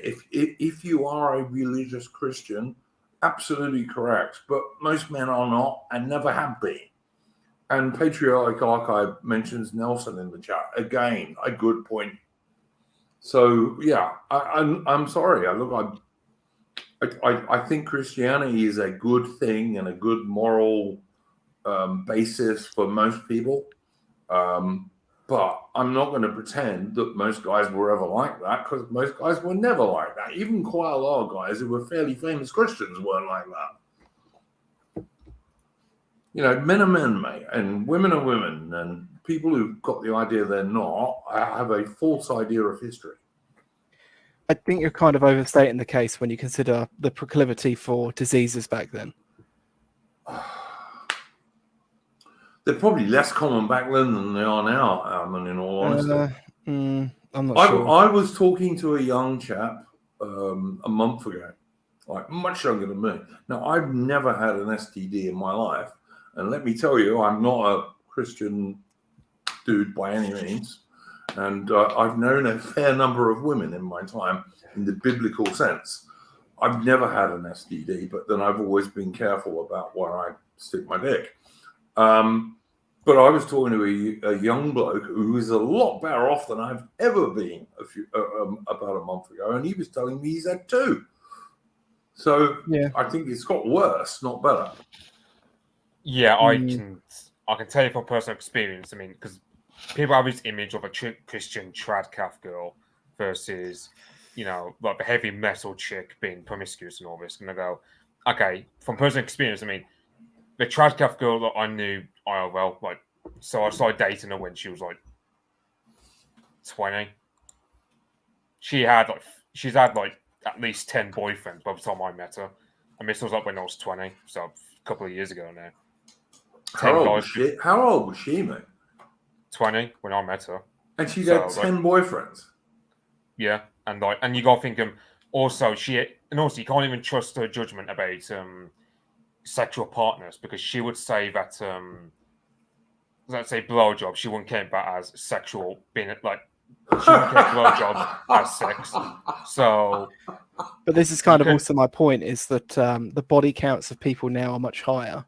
Yeah, which also explains the proclivity of STDs. But that also goes to show that there was probably a lot less adultery. Like, the thing is, if they tell you, if you read a memoir and someone says the rate of adultery in the Royal Navy was high, that's high comparative to the standards of the day, which is quite a different argument. Yeah, all right. I'm going to answer this in a minute, but if you'll excuse me, I have to go to the loo. So if you guys wouldn't mind keeping the stream going for a minute, when I come back, I will answer that, because I've actually looked into this a bit. Right. What was going to be your point about alt chicks versus the trad girls? Well, it's like, from personal experience, I mean, you get the heavy metal or black metal chick, you know, you get the goth girl who stereotyped to be like promiscuous and all this, and I go, from personal experience, it's more often that such girls aren't actually that promiscuous. For one, they're very introverted, like not like autistic amount of introversion, but they're less likely to sleep around compared to what people actually think. So, and it's like, there's that Red Velasov guy, he's like a homesteading guy over in Croatia. He'll just say, look, if you're into homesteading or living a distant life, your best chances with, let's say, hippie or black metal kind of chick, because they already live alternative lifestyles, so it's easy for them to adjust towards that sort of lifestyle, as compared to the Christian trad calf girl, who's a lot more addicted to luxury than people might admit. Yeah, I mean, I've definitely noticed that that, for example, you like when you get like the old metal girls, right? They're deep down, they're actually usually still quite girly, right? The alt culture's kind of shielded them in a lot of ways from a lot of the modern crap, even though they are sort of like an offshoot of modernist music genres anyway. It is kind of weird how that works, and I think you're definitely right about them probably being more compatible with the idea of like being like holding up on some homestead somewhere and maybe living a lifestyle that is a bit hard at times. Yeah, because I mean, I've I mean, for example, I remember dating said Tradcath girl when I was like 20, and she would just complain to me all the damn time whether, like, for example, I use like because I smoke a lot, which I really shouldn't do, but I do, and she would just bollock me over it. Like, she just doesn't like cigarette smoke. Then, let's say, oh no, I were to suggest to her a date other than what was basically going to a cafe because I'm a bit of a cheapskate. So I just tell her to walk up the woods with me or whatever. She would just complain a bit more. She would just complain a lot in a way which you just think, okay, you really can't imagine this girl actually living on a homestead or, having to survive any sort of difficulty in life. She just wants to be, she'd be all right in the 1900 or whatever, back when we would have dominated. But nowadays, when her sort of political opinions would have her having to live more precariously, she just could not risk such a lifestyle. So, compared to the black metal chick who, for example, they're already alternative, already quite outside. I mean, for example, there's a high propensity for paganism among such girls, and more often than not, from personal experience, I mean, pagans generally tend to be more into our scenes rather than the LGBT crap. But you do get them. LGBT. Yeah, I mean, there is kind of a thing when you go to like the pagan events, they're always full of like dysgenic LGBT types. But if you meet a pagan through like the dis right, that's a pretty common little niche thing of their own. But some would say that when you're describing the goth girl, the real pagans are a bit different, I think, to the Wiccan hippie pagans, if that makes any sense. But some people would say, Mitch, that your description of a Tradcath is just a woman. That's true. That's true. Yeah, but it's like, I don't know, it's just, you get them, like, but you get people on the right who idolize them as like being, they're the perfect woman, either Vladinger Brook or whatever her surname is. They just idolize women like her, but then they're just too addicted to luxury, as compared to the black metal chick who she would be willing to live a more precarious lifestyle compared to that Tradcath girl. So, yeah. I think you make a good point, Mitch. I think many on the right won't get it because they do, as you say, they've got this ideal in their brain, if that's the right thing to call it, of a, 21-year-old virgin. And I don't know about you dudes, but like I'm a lot older than you dudes, and 21-year-old virgins in Western society are almost non-existent, mate. They really are. And people on the right who pretend they're not are being very, very foolish, in my opinion. My general thing with women is, when I was younger, I mean, I'm far too old to worry about this shit now. But when I was younger, my general thing is if a woman had told me she'd been with 6 blokes, you know damn well it's at least 12. Just like if when you first meet her, if a woman tells you she's 25, she's probably 30. That's just the way it is. I hope you guys get that, because I think you're probably overstating the a little case of what people make on the Tradcaths. I don't think anyone thinks they're particularly common. Most people do. By the way, I'm not just talking about Catholics, by the way, because I'm not trying to be anti-Catholic here. I'm talking about general people who talk about like religious virgins at 21. Yes, there's a lot of Tradcaths who talk about that, but there are also other white Christian guys who do, and I just think they're being unrealistic in 2023 for the most part. I mean, in terms of saying Tradcath, it's just because that's the most common word you use for. It's got the euphemism for in general terms, Christian girl who's around my age. Which, again, as I said, like for my example, it's you can't even trust what they say about past relationships because they have a different standard. Like they'll say that blowjobs don't count as sexual partnership with men, so you can't even trust what they'll say about their past. That's the funniest thing I've ever heard in my life. But Raw Biscuits makes the good point that I keep seeing this. I don't know how true it is, but I do keep seeing people saying young people are having less and less sex. might be true. I suspect it's young men more than young women, but that's just my bias. It is young men, but it is both as well. Like there's a small proclivity of people that are still having quite a bit of sex, and then there's like a whole bunch of people that just aren't having any at all. It's quite I'm not sure many of them are women, though, to be honest. I mean, I'm not.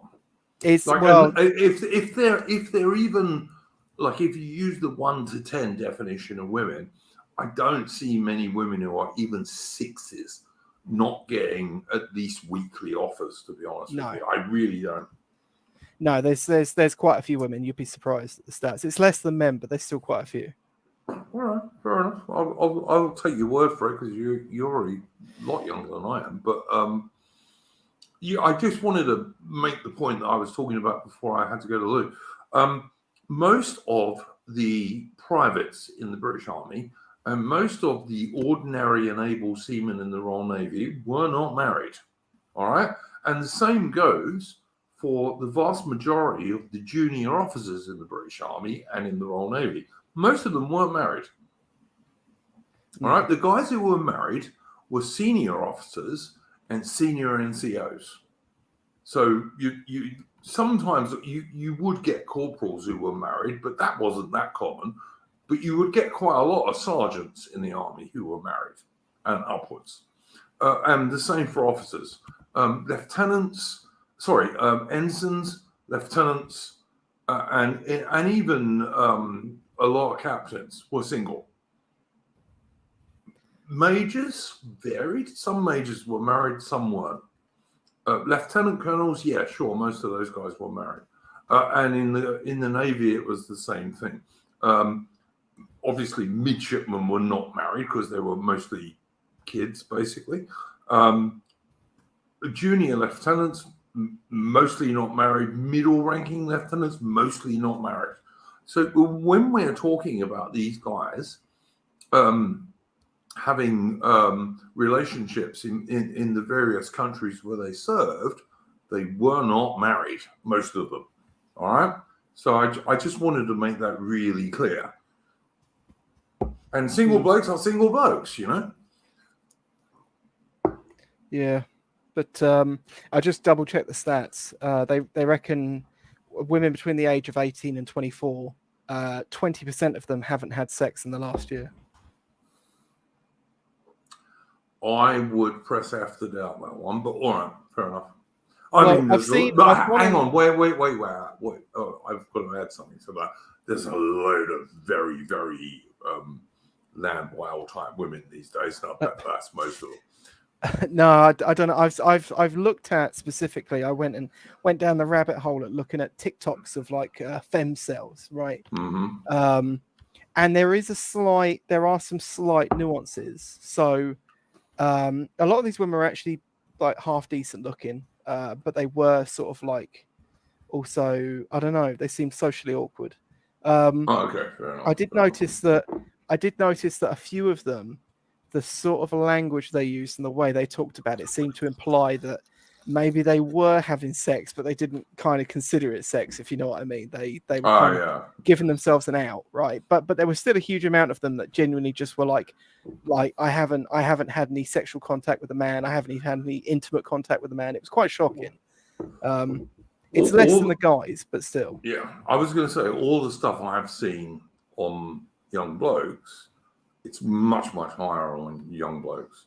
Yeah. And that is partly down to the internet. And what's that app, which I've never used, but I've heard of it. Tinder, yeah, where you swipe, you know. Yeah, I mean, they're all as bad as each other. Hinge, Bumble, one of the others, I don't know. I'm sure. I don't know any of them, to be honest with you, Adam. But what I do know, and I'm sure this is true just from like knowing about men and women, is that most women are chasing about the top 20% of blokes. Whereas it's probably even less than that, isn't it?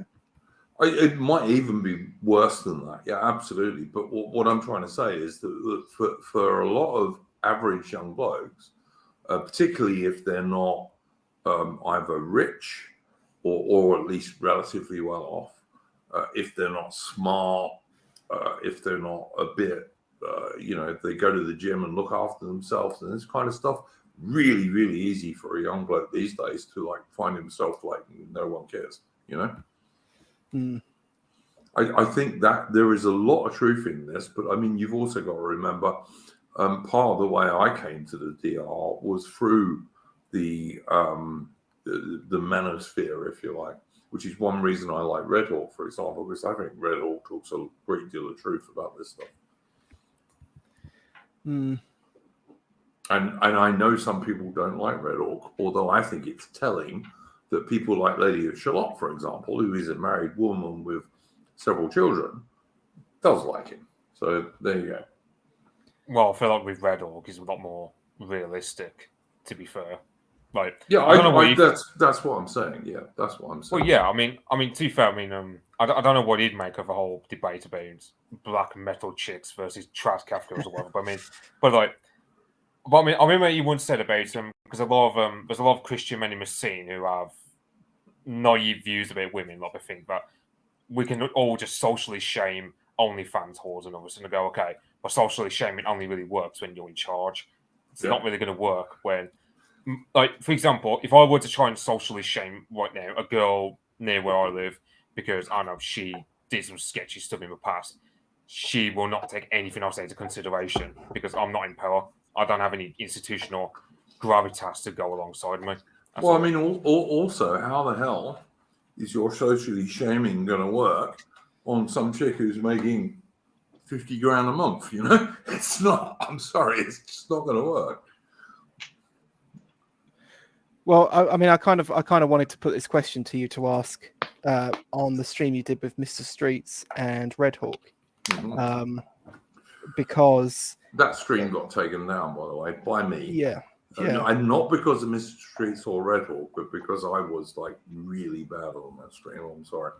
I was not good, and that's why I took it down. But I will try and do another stream of those guys at some point, which I hope will be a bit more sensible. But yeah, so there's an argument that BAP made on a recent podcast, which I'm going to paraphrase, and it kind of made me laugh. He said that that back in the old days, a man could hit his woman, but he often wouldn't. Whereas nowadays, a lot of men probably want to hit their partners, but they can't. And it did make me wonder, like, how do you, as a modern man, living where we are now, how do you sort of use shaming, if it's even possible? How do you keep, like, let's say you've got daughters and a wife, you've got a house full of women, right? How do you keep some of those people in line? Well, bearing in mind they have so much power, not over you, but definitely outside of you. How do you square that circle? How do you control that household? Well, I've never had any daughters, thank God, because I would have. The little hair I've got left would have gone grey much earlier. I don't envy any man who has daughters today. In terms of your own woman, I used to spank my woman, but I mean, she kind of liked it. But just mere truth, truth. But obviously, your situation when you got a family with kids in it is rather different. But I'm not at all advocating for people to hit anyone. I'm just saying, I think Bat made a very good point. But yeah, I had an agreement with my woman that that's what would happen when she was badly behaved. But yeah. I mean, you're not really advocating for anything, Atman. You just say Sean Connery pilled. Yeah. Exactly. Yep. No. Yep. True. But it goes beyond that. It goes beyond even the physical. The problem is that you can't shame your woman, because the culture outside of the home will enable her behavior, so she can just go there. Yeah. Right? The reality of the situation is that you can, in Australia certainly, and I'm sure it's not much different in Britain or America. In Australia, if you get in a row with your wife or girlfriend, even if you own that house, you paid for it, not her, and she moved into it, yeah? If you slam a door on her, she can get the cops to ban you from your own house. Just for slamming a door on her. You didn't, no violence, just slamming a door on her. And even if you shout her, same thing. You can be banned from your own house that you bought that she moved into. This is the situation we are in 2023, which is obviously ridiculous. So are we supposed to shame women by saying, yeah, because of feminism, you have all the power and you had to be given it to you because you're useless otherwise? Like, with some women, that would probably actually work, but yeah, I think there's a huge amount to which they'll just go out and own it and do it anyway. I think you've got to really negotiate with the chick that you want to be with, and you kind of have to make it clear to her what's going to happen. And the other thing you've got to be willing to do as a bloke is if a woman misbehaves, you've got to just leave. Stop. Before you get together, before you live together or anything like that, if your girlfriend misbehaves, you've got to say, sorry, can't do that. Maybe give her one warning, but only one. And then you just walk away. You say, nah, can't be dealing with that, mate. I mean, your people, Melon's right in the chat, like someone like Red Hawk, who's a much younger man than me, would be a better bloke to speak about this in the modern world. And you guys on the stream would know more about it, I suspect, as well. But that would be what I would do. Like if I've got a girlfriend, I think you, first of all, you've got to, once you've got to know her a little bit, obviously, I'm not talking about on the first date or even maybe the second or third date, but, you know, not long after that, you've got to lay your cards on the table and say, look, this is what I expect. And if you don't do that, I'll walk away from you and you can go and bugger off. And I think that's what men have got to do. And I think hardly any do. And it's really difficult, though. Well, that's kind of the problem, because this is like Ubermensch advice, right? Because if there's a lot of guys out there who, if they're getting sex, they will sit there and they'll put up with a lot of shit. Yeah, exactly. But you can't do it. It's bad for society, and it's really ultimately bad for you as a bloke. You've really got to set limits on women, and if they break those limits, you give them one warning and one warning only. And then you walk away. You just got to walk away. Women are like buses. There'll be another one along in a minute, mate. There will. I think a lot of guys are also worried about that nowadays, though, because a lot of them will work, especially young guys. Like for me, I've never really had much of a. Well, I'm not great with women either, but I would go through and think, oh, I'm probably sort of average with women, maybe even a little below average, and even then, I wouldn't have that much trouble. And yet, I talk to guys who are 10 years younger than me. And for them, it sounds like an absolute nightmare. It actually sounds like hell. Yeah. No, I don't disagree with you. AI, welcome, mate. How's things? Not too bad, thank you. Not too bad. Sorry, I just picked up a takeaway. I got to my computer, and I'm sort of, if you hear me munching in the background, that's all right, mate. You've been busy this evening, so that's fine. I won't speak about anything on the stream. I'll talk to you later in the Discord, mate. Yeah, no worries, thanks. I don't know if you've been listening to what we've been talking about, which is basically male-female relationships these days, and if you had any views on it. Yeah, I just caught the sort of tail end of it. Yeah, I mean, I've always believed that my controversial opinion is I don't date girls with tattoos. Now that's increasingly difficult nowadays. But I tend to, I mean, I've sort of relaxed the rules, I guess, in some regards, but my general take is like when it comes to a huge amount of tattoos, like arm, body tattoos, that is what the kids say now, red flag, red flags. It's because it in my mind it sort of signals I guess where a person's state of mind is. Do you take that as far as tramp stamps?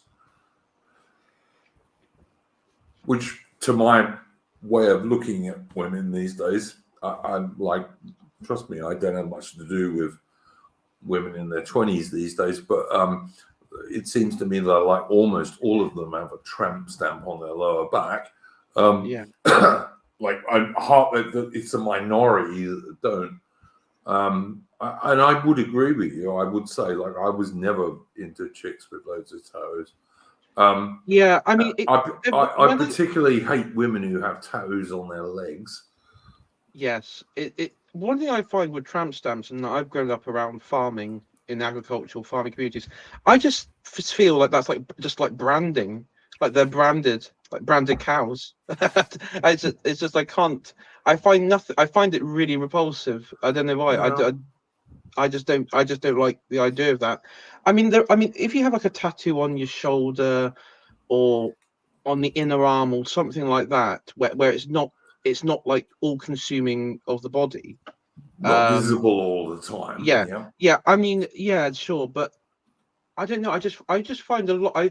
I find there is some sinister psyop, especially with the tramp stamp. That it's like because it is like a form of branding. You know, like when you brand an animal. And so I do worry. I will say I went out with a woman not so many years ago who was she was a psychologist actually, and her whole back, which obviously I didn't know for when I first met her because you couldn't see her back, if you understand. Her whole back was this really very gorgeous Japanese dragon. And I forgave her that because it was quite pretty. And generally speaking, you couldn't see it. But yeah, that's about as far as I go. These girls who get toes on their legs are just insane as far as I'm concerned. Women who do that, what are you trying to do? Yeah, I mean, especially, I mean, it was when they get older, you know, when the skin is no longer what it used to be. So they're going to look absolutely horrendous, a lot of these tattoos as well. Well, this chick I knew was like, let me think, she would have been 36, I suppose. And that was fine. And it was quite a recent tattoo. But I mean, that was actually quite pretty. But you couldn't see it most of the time. Like women who get tattoos on their arms, not very keen on that. And women who get tattoos on their legs, I just think they're insane. I'm a bit. I mean, I can understand like the generic stars and roses and all that crap because it's just too generic and bland. In terms of like, let's say, I don't know, if I were to date some goth girl or whatever, and she had tats, I mean, it depends on where. Like, I wouldn't want to. I mean, legs, for example. I just really think what tattoos really fit on a leg. Arms, none. Yeah, arms. Yeah, I mean, there was a goth girl I dated a few years back who like had tattoos over one arm, but didn't really do for the second arm, which sort of forgave her for that. Well, to be fair, a few years back, even I'm not the same guy I am now, so I'm not exactly gonna think about it in the same way we do as the likes of us would do. But yeah, looking back, I can just let's say really generic tattoos. Like I don't know, let's say they get tramp stamps next to their arse, or they'll get roses or stars or names of partners I've had in the past. I just think that's always a bad idea. Yeah. I know my old man. Like he used to have he had his own name tattooed on his wrist. I never understood why. But whenever someone saw that, they just thought he was a homosexual or something because they thought he was a name of a former partner or something. And so, when I was in the army, so many of I haven't got any tattoos, by the way, dude, because my grandfather told my dad never to get any, and my grandfather had quite a lot, many of which he got in India in the 1930s. So my grandfather, when my dad joined the army, said to him, "Don't get any tattoos," and my dad, for once, listened to him. And when I joined the army, my dad gave me the same advice. And because I really loved my grandfather as well as my dad, I haven't got any tattoos. But I will say, when I was in the army, like half the blokes got the regimental badge on their arm or something like that. And I always used to think, yeah, all right, I'm part of the battalion, but do I want to brand myself as part of the battalion? You know? So, Actually, I mean, those sort of tattoos I have no problem with. Like, for example, I know of because I mean, the BBC will do documentaries about, I don't know, Romanian nationalists or Polish nationalists, and they've got like tattoos of like historical figures on their chest because it's their way of like commemorating them. Like, for example, you might get a Romanian nationalist who's got a tattoo of Vlad the Impaler on his chest because he sees that as like him sort of paying his respects, and also it kind of marks him as like a nationalist in some sectors of nationalism. So yeah, those sort of tattoos I got no problem with. It's a really generic, shit quality ones you'll get, which either looks cartoony, like you get those sort of generic Viking tattoos which have no artistic style to them whatsoever, and have nothing to do with and have nothing to do with like Viking culture of the I guess of the Dark Age period that they think they're going through. They just watch the Viking TV series and think, oh yeah, I'll have that. Yeah, pretty much. It's just it's just another arm of the corporate culture just seeping itself onto people's skin, pretty much. the leather bikers of Vikings, who were nothing like them. Sorry, I was just hiding an Indian dude. Banning an Indian dude from the channel. Learn to poo in the loo, Mr. Tanner's uncle. Absolutely. India's space program is powered by shit and 57 million pounds from Britain. But yeah. And did what the white man did fucking 60 years ago today. Yeah, exactly. Fucking good job, street shit in Pajeets. I do want to perhaps, like, historically speaking, India has been conquered not once, not twice, but several times by inbred retards from the Hindu Kush. Now, I'm sorry I used the R word on your stream, Iron Duke. It's been a bit of a long day, and that's all right, I've had enough of Indians. I've had enough of Indians today. So if you're Indian, you're going to have in chat, you're going to have a lot of racism thrown at you, and I'm not going to apologize. But you're going to be very careful how you do it. Of course, I'm not. YouTube. I'm not. That's all right, mate. Go there, but don't go overboard and don't get our channel banned, please. Nah. I promise I'll be good. If our channel gets banned, we can't wake anyone up, if you see what I mean. Yeah. But like Tanless's uncle is banned because he's just a twat. But there we go. But he would be a twat no matter what nation he came from. Well, no. Yeah, he would be. To Indians. Yeah, but I mean, India is powered by poo, basically. I will just say though, there's something to like the Indian national identity. Is that I think the fact that they've literally got the little weaving wheel in the middle, which is based on a myth. They're like, oh, the Britons destroyed our cotton things, even though they made, they did more weaving after we arrived. The industry. They made an Indian cotton industry. Yeah.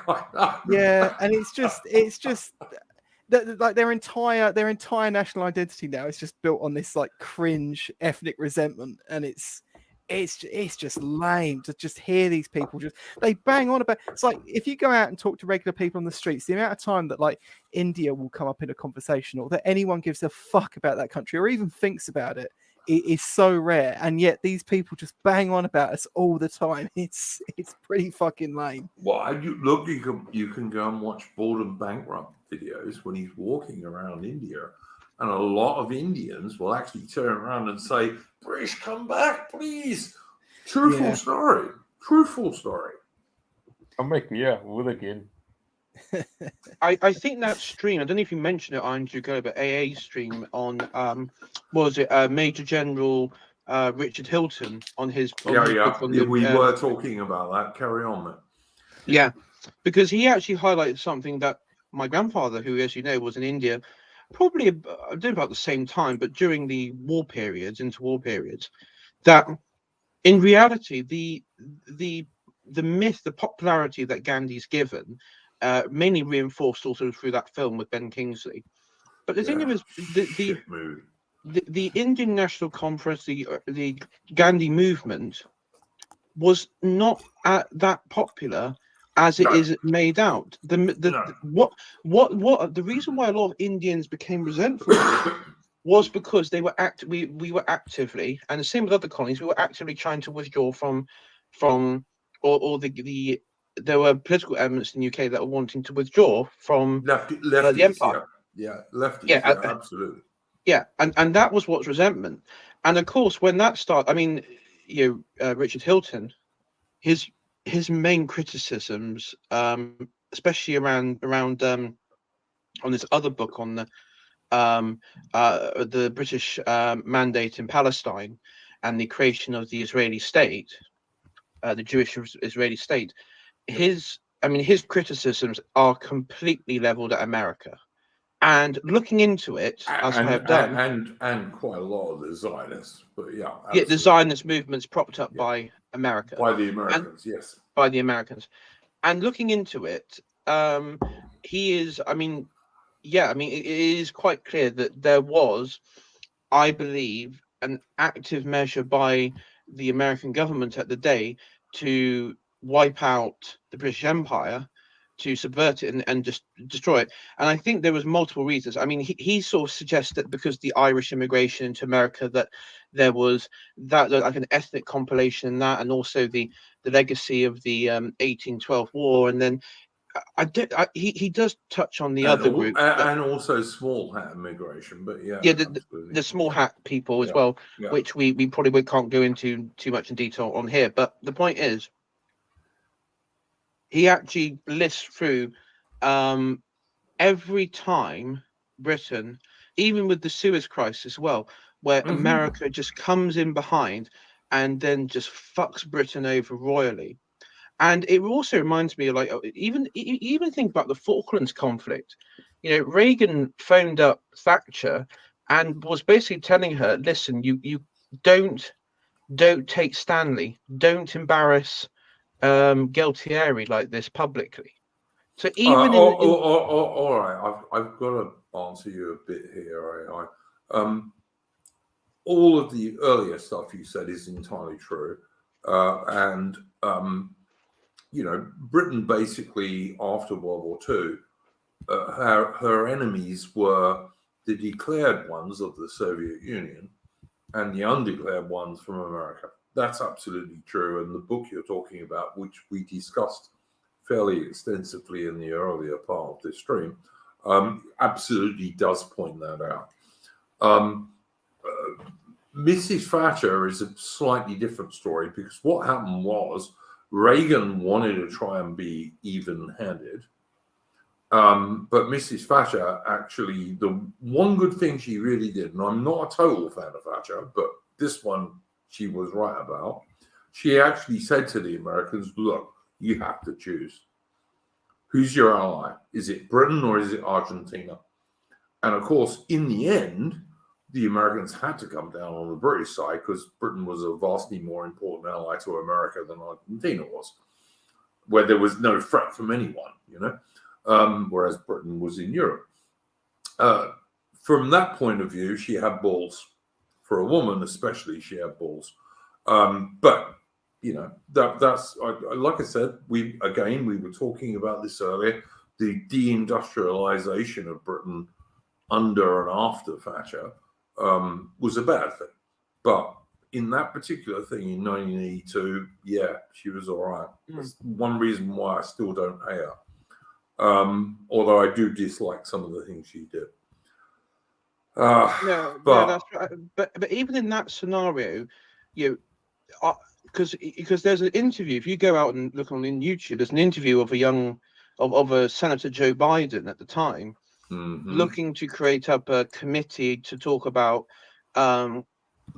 steps for move forwards in this is during the height of the Falklands conflict, and you can already see him in his sort of weaselly tone trying to set up a committee to basically come to some sort of resolution deal, probably more likely in his worldview to have the Falkland Islands handed over to the Argentine government. Yeah, but you have to remember, Biden's a plastic paddy who pretends he's got some great hot Irish heritage, which he does not have. But he the thing actually does not have. Well, no, he doesn't. But even I think even in that, I think there was American attempts with what I was getting at with the Falklands one. There was American attempts to basically do what they always done and try and subvert the British. I think if Margaret Thatcher had a different personality, I absolutely think that America would have been quite happy for Britain to give up the Falkland Islands. Yes, I agree that's true. But luckily, Maggie Thatcher didn't have that personality and said, no, fuck it, we're going to take them back. I did like how Richard Hilton said, basically the Americans, when they do their sort of conflict, it's kind of pussyfooting around. It's just like, look at the Mau Mau rebellion. Of course you can go in there and crush rebellions. Just go in there, kill the leaders, mass concentration camps, boom, boom, boom, job done, rebellion over. You'll have lefties today saying the British had concentration camps in Kenya against Mau Mau, which no, we didn't. Had we had it, the rebellion would have collapsed quite quickly. But whatever. Yeah, but I mean the point was in that one because it's quite interesting because he sort of goes on like that Britain was, as we talked about in previous streams, the British way of empire was led by lions. They weren't afraid to use military power to, crush enemies. But the problem with the American system of empire, let's say in more modern times, is that they use sort of like vassals, usually very unreliable, and you end up having these embarrassing episodes in Afghanistan, in Vietnam, and all over the place. And the problem is, the problem is the Americans always eventually ran away. Yeah, and then the enemy of the Americans in whatever region, every single time take over. It was the communists in Vietnam, and more recently, it's the Taliban in Afghanistan. I will point out that Niall Ferguson, of all people, actually points this out about America in his book, The Colossus, or whatever it is. America always ends up running away. I mean, look at Vietnam, look at Afghanistan, look at Iraq.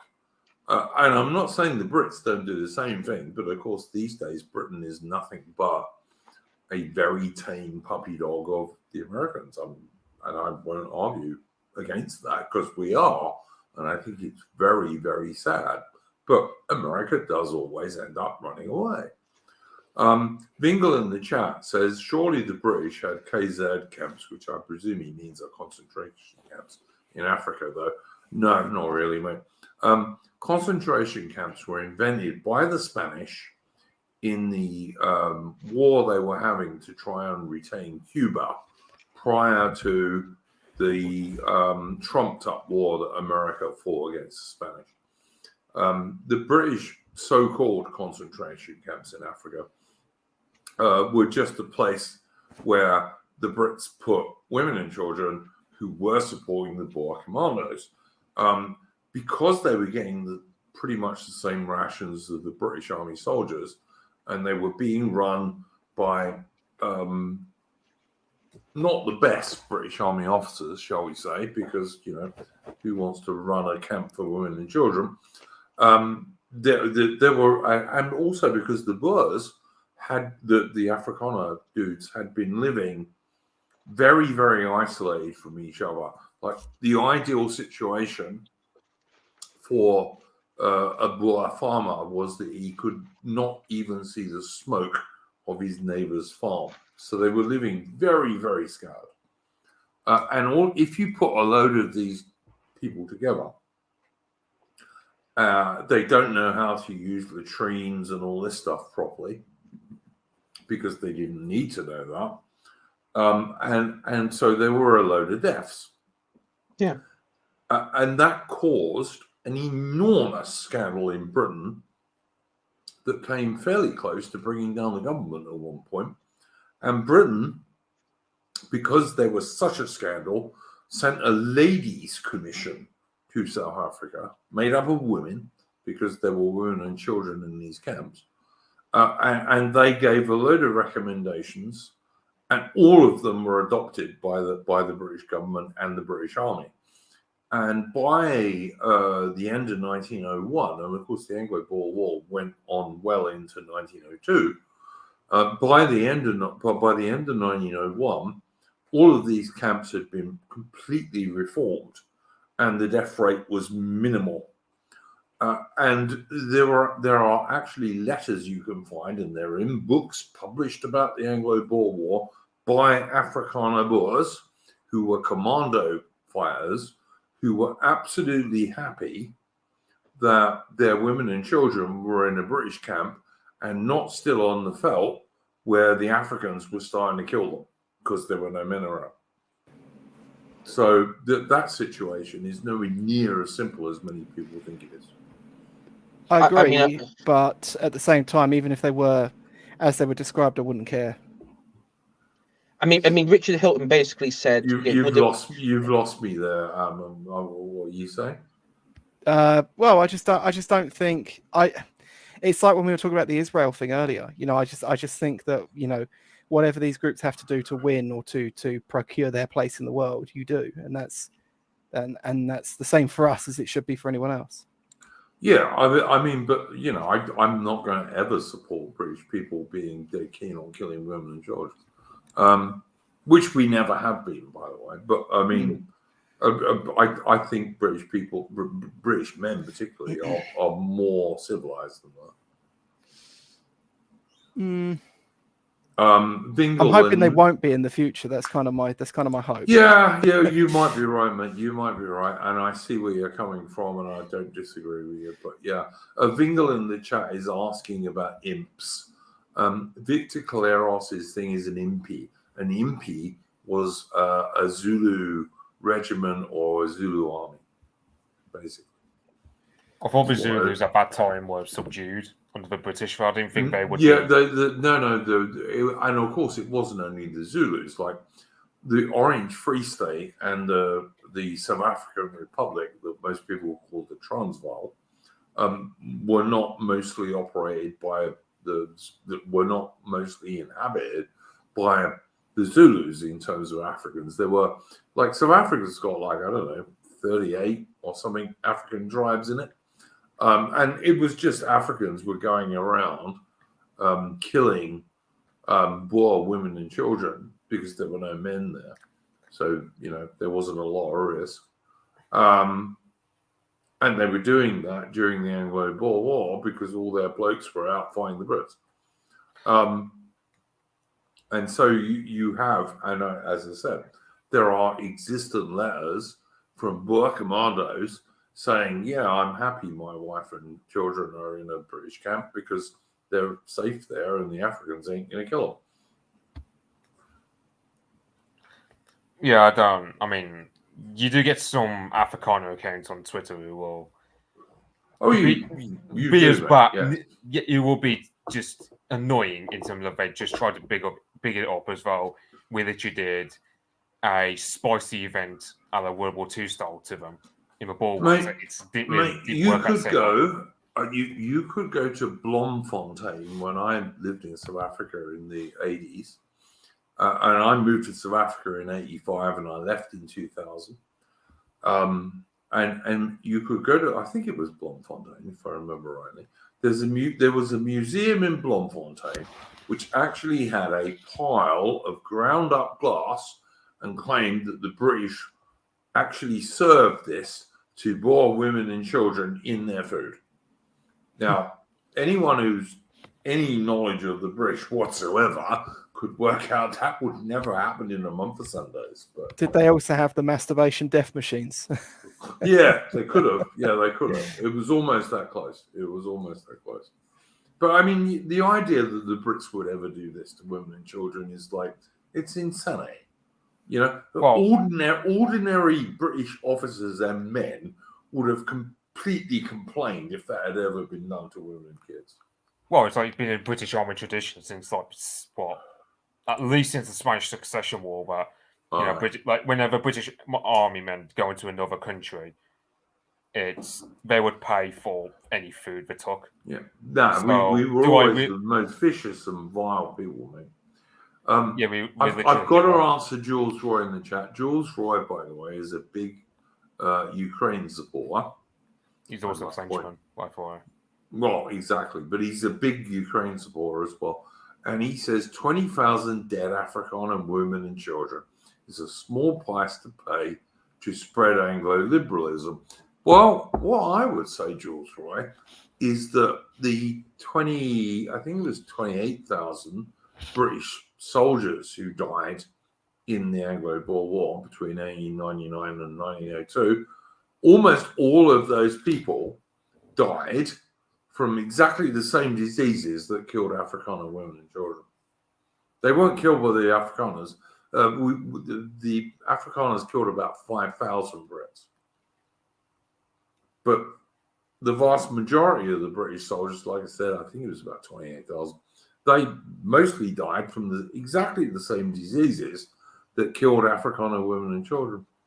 Because it was 1999, 1902, and medicine was not that advanced. Oh, he hates Ukraine now, does he? Well, you never used to, mate. Have you changed? All right, then. I mean, I also to tie this into something else. Recently, I've seen articles actually. Remember that whole business back in 2020 in Canada around the mass graves of Indigenous school children?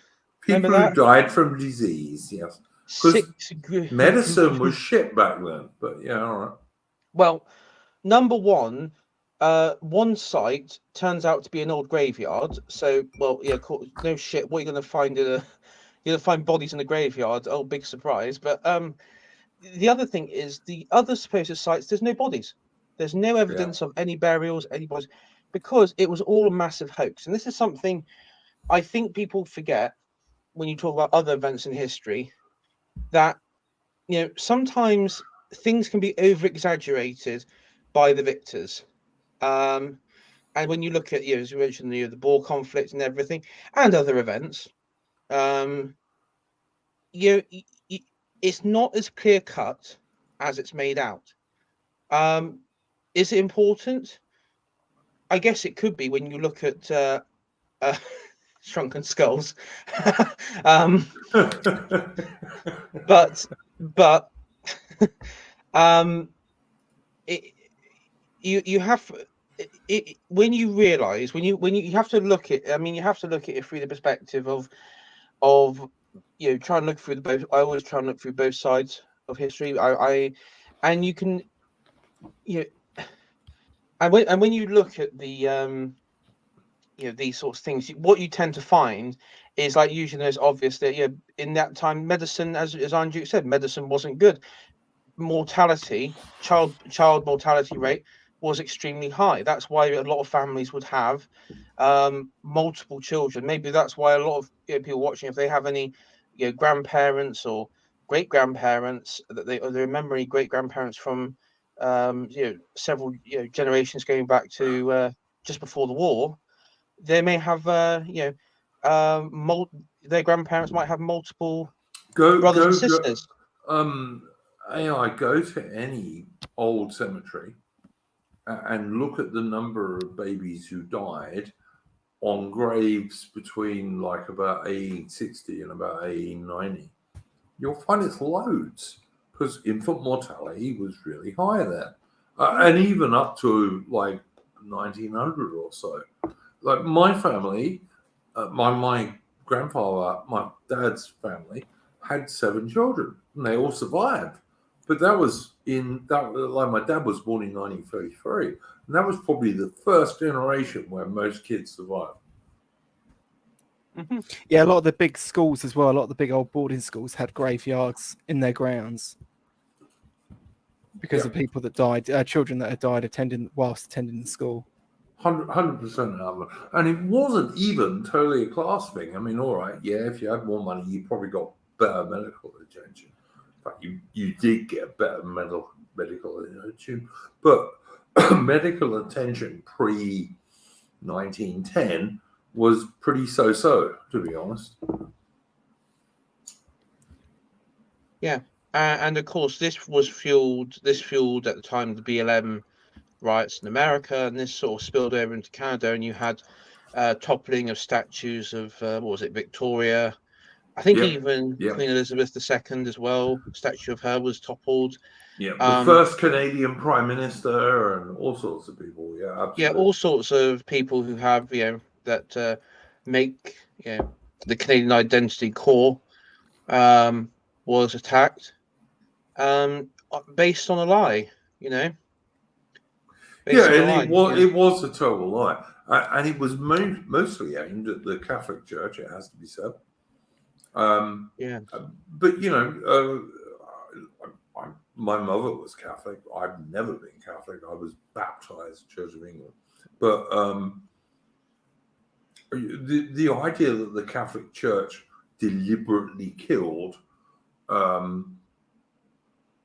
Indian Canadians, indigenous Canadians, if you like, it's just a lie, and it is a lie, and there's more than enough evidence that it's a lie. Yeah, and Vulture actually makes a good point, because the churches that were burnt in because I know there's parts of Canada where there's a very high population of natives live, and the churches that were burnt there it was all done by white leftists. What a surprise! I remember at the time looking at it, and the people who were trying to stop them and confronting them were local natives of native descent, or what they call them, First Nations or whatever, native descent, who were trying to stop them. So this was. I remember, I think at the time when I streamed about it, right back now. I mean, at the time I was looking into the Spanish Civil War, and it was the exact same playbook, because of course the Republicans, again, because you look in popular history, the Spanish Civil War is always depicted as the evil fascist Franco with his vile and violent Moroccan troops marched back into Spain to overthrow a democratically elected government. And also Franco had the Spanish Foreign Legion, which was Europeans, and no one ever mentions the communist Marxists of the Republicans, like raping and murdering nuns and all this kind of stuff. They never mention that. Surprise, surprise. No, I mean, it got to the point where nuns were, as you said, nuns were being executed, but even they were being dug up, paraded through the streets of Valencia, Barcelona, and Madrid, and then just being smashed to smithereens, their bones being smashed and everything, and as you said, rapes and I and to be honest, I don't care if Franco bombed a bunch of leftist fucking Basque people. I don't get, they fucking deserve it. All of them deserve it. I don't care if he committed war crimes. I'm glad he did. Hell, I would have done more. I would never support war crimes. YouTube, except in Minecraft. But no, the Republicans who were backed by Stalin in Moscow with a load of military kit and advisors and all the rest of it, they were absolutely murdering and raping nuns, murdering priests, and basically murdering and raping anyone who was on the right. So the idea that the gallant international brigades who were almost all commies, who went over there from America and Britain to fight, were good guys. I'm not saying that they went around raping and murdering priests, but they were certainly supporting a regime that did. Mm-hmm. Yeah. So yeah, I totally agree with you on that, mate. You're 100% right. Yeah, and the trouble is, I mean, most things in history, most things, I hate to say it, the details in histories are not accurate at all, and at best, or sorry, at worst, it's maybe an outright lie. But there's a lot of there's lots of bullshit out there. The boarding schools in Canada, there were no chimneys on the roofs in those boarding schools in Canada. No, there wasn't. The only people died there from disease, and this was, I don't know, certainly 1910 mostly, and medicine wasn't all that great then. Shit happened. Like I said, go to any cemetery you like in a Western nation and see how many kids used to die about 1910. It was a lot. I think in Canada in 1950, even as late as 1950, half of all children didn't reach the age of 15. That's a lot. In 1950, that's a lot. Yeah. I mean, Canada But was you're still very talking much about, kind of had a bit of a frontierish. but you're talking about all kids there, not just No, yeah, all indigenous kids. Well, because then what's the issue? Well, because even going back to the graves back in 2020, there was, even in like the left wing articles, they did admit that they couldn't identify the bones belonging to like which racial group. So it was like, actually these could be all just be like white children. It's like, okay. So even then, I mean, obviously it was all known. It was just a lie. It was just a justification to. I would just point out one thing, that it used to be the case the forensic archaeologists could easily differentiate between the bones of Europeans and other people. And it's only recently that it's claimed that they can't, for obvious reasons, because, there are, I don't know, 8 species of tiger, subspecies of tiger. There are 7 or 8 subspecies of leopard. And you can go through the whole animal kingdom and the same thing is the case. But strangely enough, humans who differ vastly more than most of these animals, we have no subspecies, which is a political thing, and it's got nothing whatsoever to do with science or biology or anything else. No. But I feel that's worth pointing out.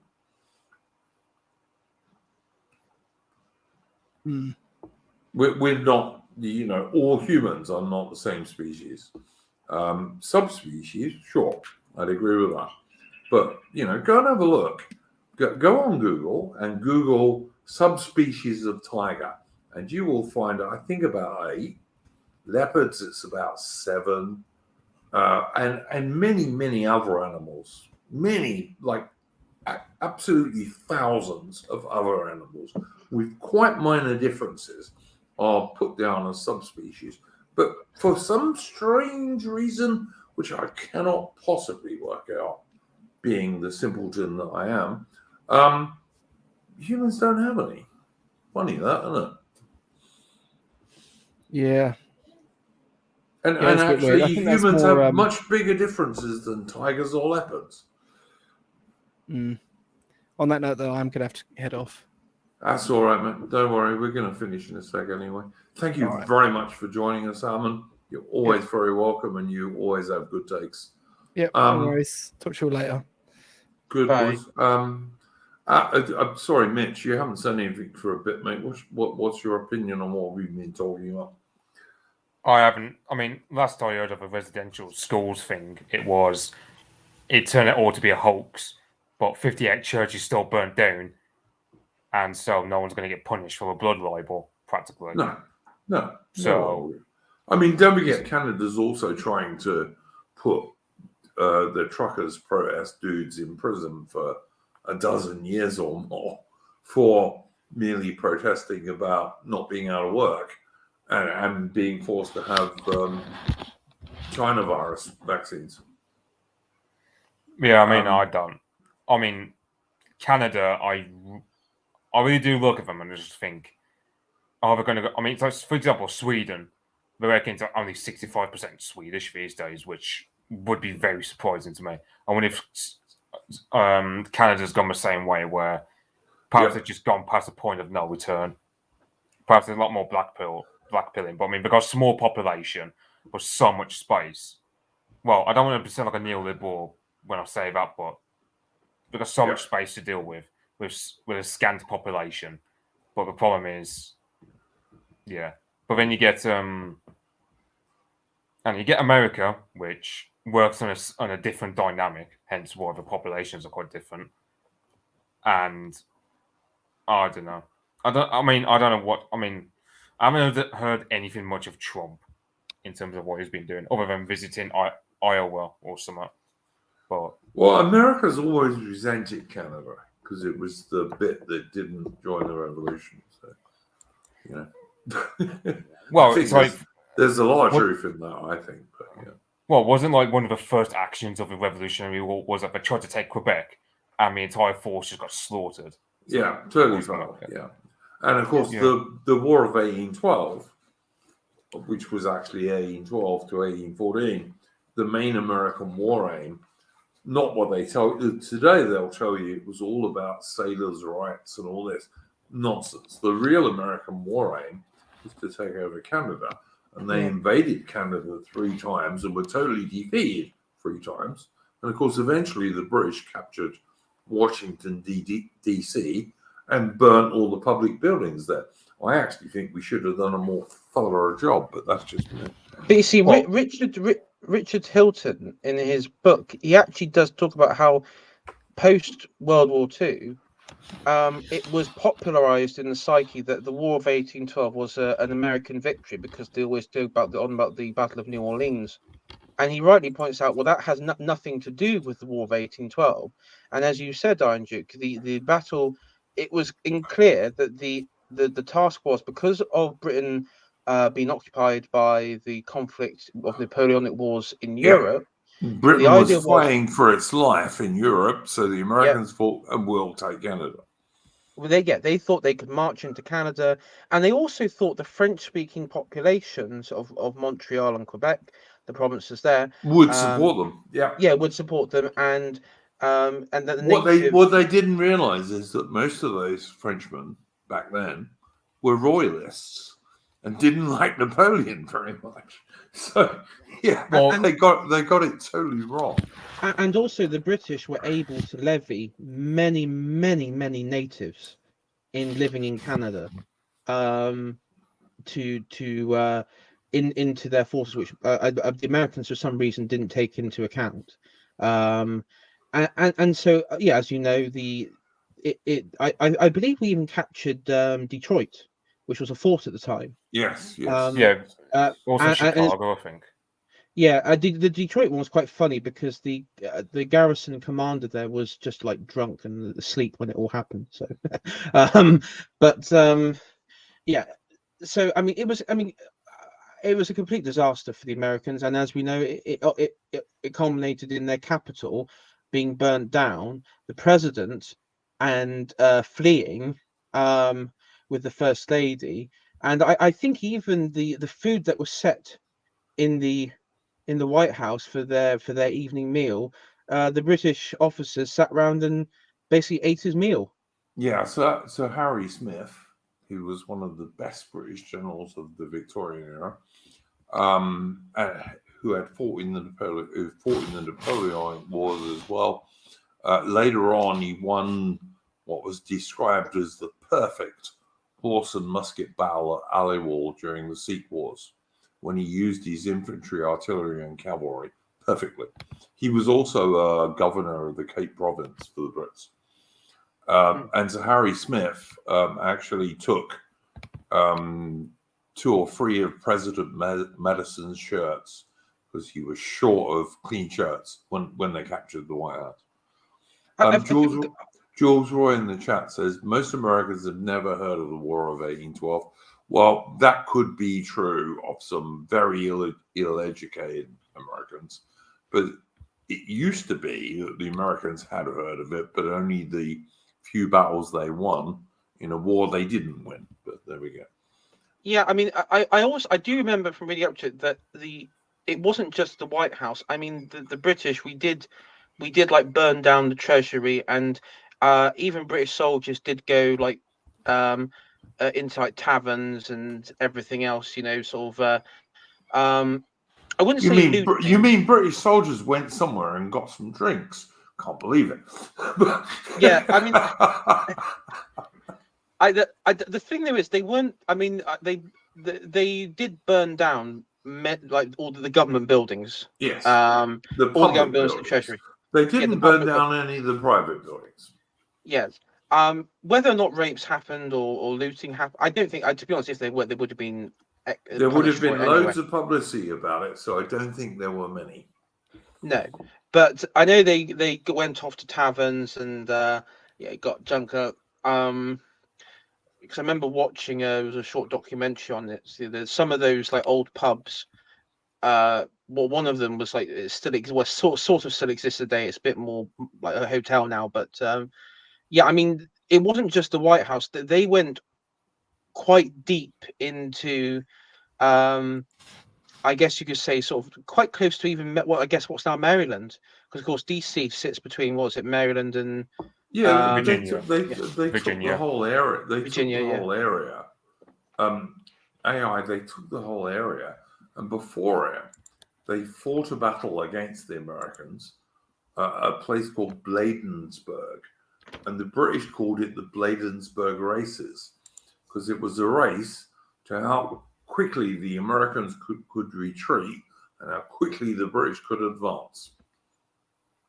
Yeah. Yeah, in terms of like the War of 1812,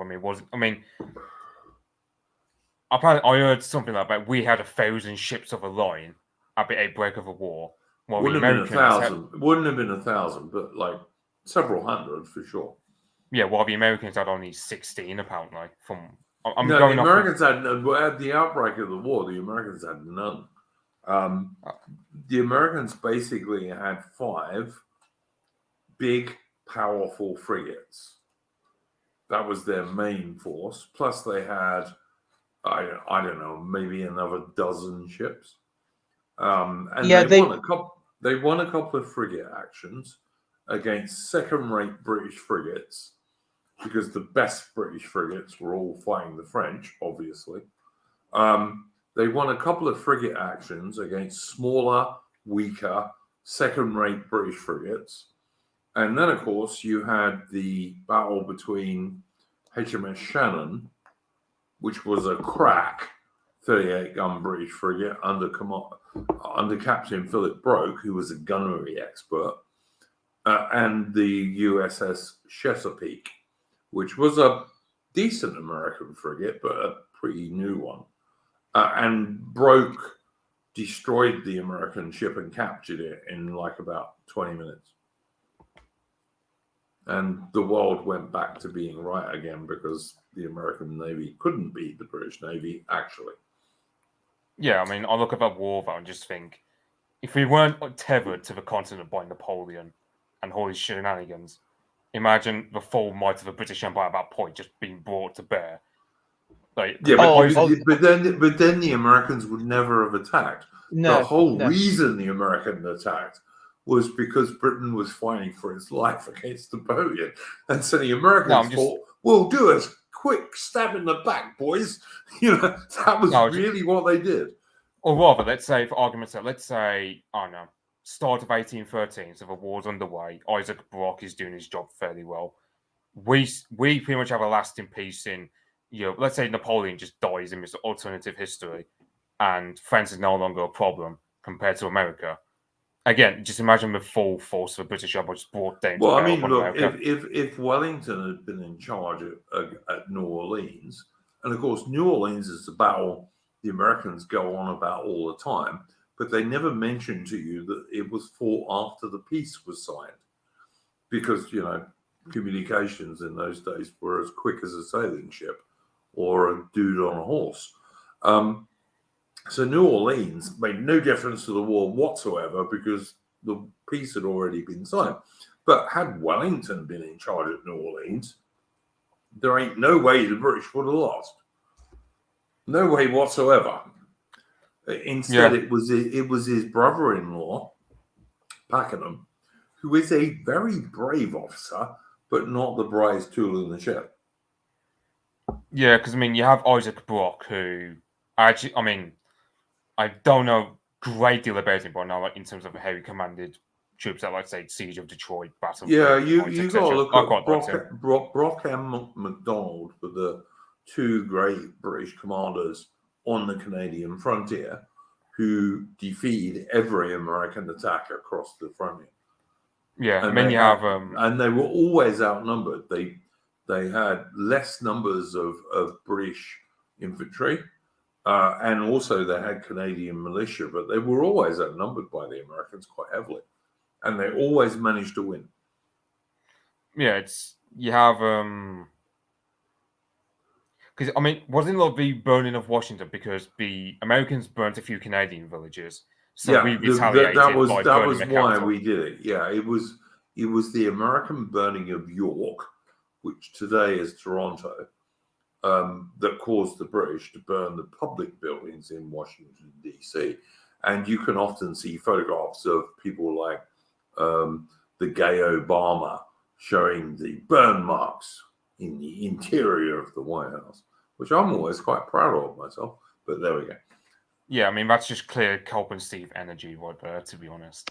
I mean, to be fair, that's one of the war which I'll be most proud of, really, because I mean it's a case of we burned down their capital because they burned down a few villages in Ontario, which just strikes me as, you know. And the thing is, we weren't even fully engaged into the war, unlike with Napoleon.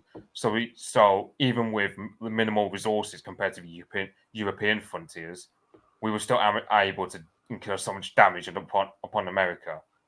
I mean, that's Well, what the war I've been most proud of. by the end of the war, all American trade was stopped because every single American warship had either been captured by the British or was blockaded, so it couldn't leave its port, and all American trade was stopped for the same reason.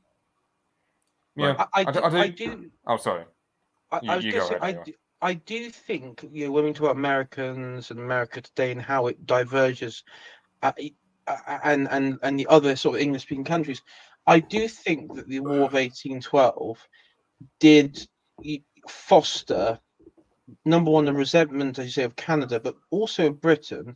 And I think what you see is the quick cultural removal of the sort of Anglo-Saxon English society from America. I don't think it was that quick. I mean, this is 1814. I think it was, because I think it would have helped it. It would have helped it for sure. Yeah, but the reason I say that is because you see in the northern states where you had, of course, the sort of this time, or just after 1812, you had the arrival of migrants from like Germany and other parts of Europe. And I do think that resentment materialized in the American Civil War, because, of course, as we're told, the aristocracy of the Old South was the remnants of the Old English aristocracy, and that sort of hatred by many Northerners of the South, and it wasn't slavery, it was just this deep-rooted hatred. I think that was a remnant of that feeling from 1812. I think it is quite connected, because, of course, when the South was when the Confederacy lost, you had like this period of effectively reconstruction, but the abolition of all the local power structures in the South, in the states in the South, and so that old aristocracy went, and you had all this sort of upheaval, and so I do wonder if that that sort of resentment in 1812, the reason why Americans don't talk about it is because that is in some way is like a key for American hatred of Britain in some aspects, not just like from the Irish perspective or the small hats, but like a broader American. because of course they'd never got Canada, and Britain, we humiliated them by burning down their capital. I think there is a little bit of truth to what you say there, AI. And people are talking in the chat about the Fenian raids, which were mostly after the American Civil War, and they were by mostly Irish Americans, and they were all easily defeated into Canada again. Victor Caleros in the chat is saying a bit like how the English go on about Azincourt, which presumably you can't spell in English, but don't really mention the rest of the war. That was 100 years war, Victor Caleros. And if I was an Englishman, which indeed I am, I might mention Crécy and Poitiers, as well as Agincourt, and about another half a dozen or so battles where the English very easily defeated the French. So don't think it's quite the same. And it was 100 years war and not a 2 years war. And, there you go. And also, Vingle's telling me it's called Azincourt in France. Don't give a shit. I'm not French. And I don't like the French very much, Vingle. I mean, when it comes to Agincourt, I would say that you have to look at not the sort of numbers of the French losses, but those that were killed, the actual people, and I mean the French lost a lot of their nobility on that day. Yeah, as they did also Poitiers and Crécy. Yes. Yeah, totally and true. the reason it's important is it wasn't lost on the victors, because it did, because of the feudal system of that time in Europe. It did weaken. It did weaken France. It made it so they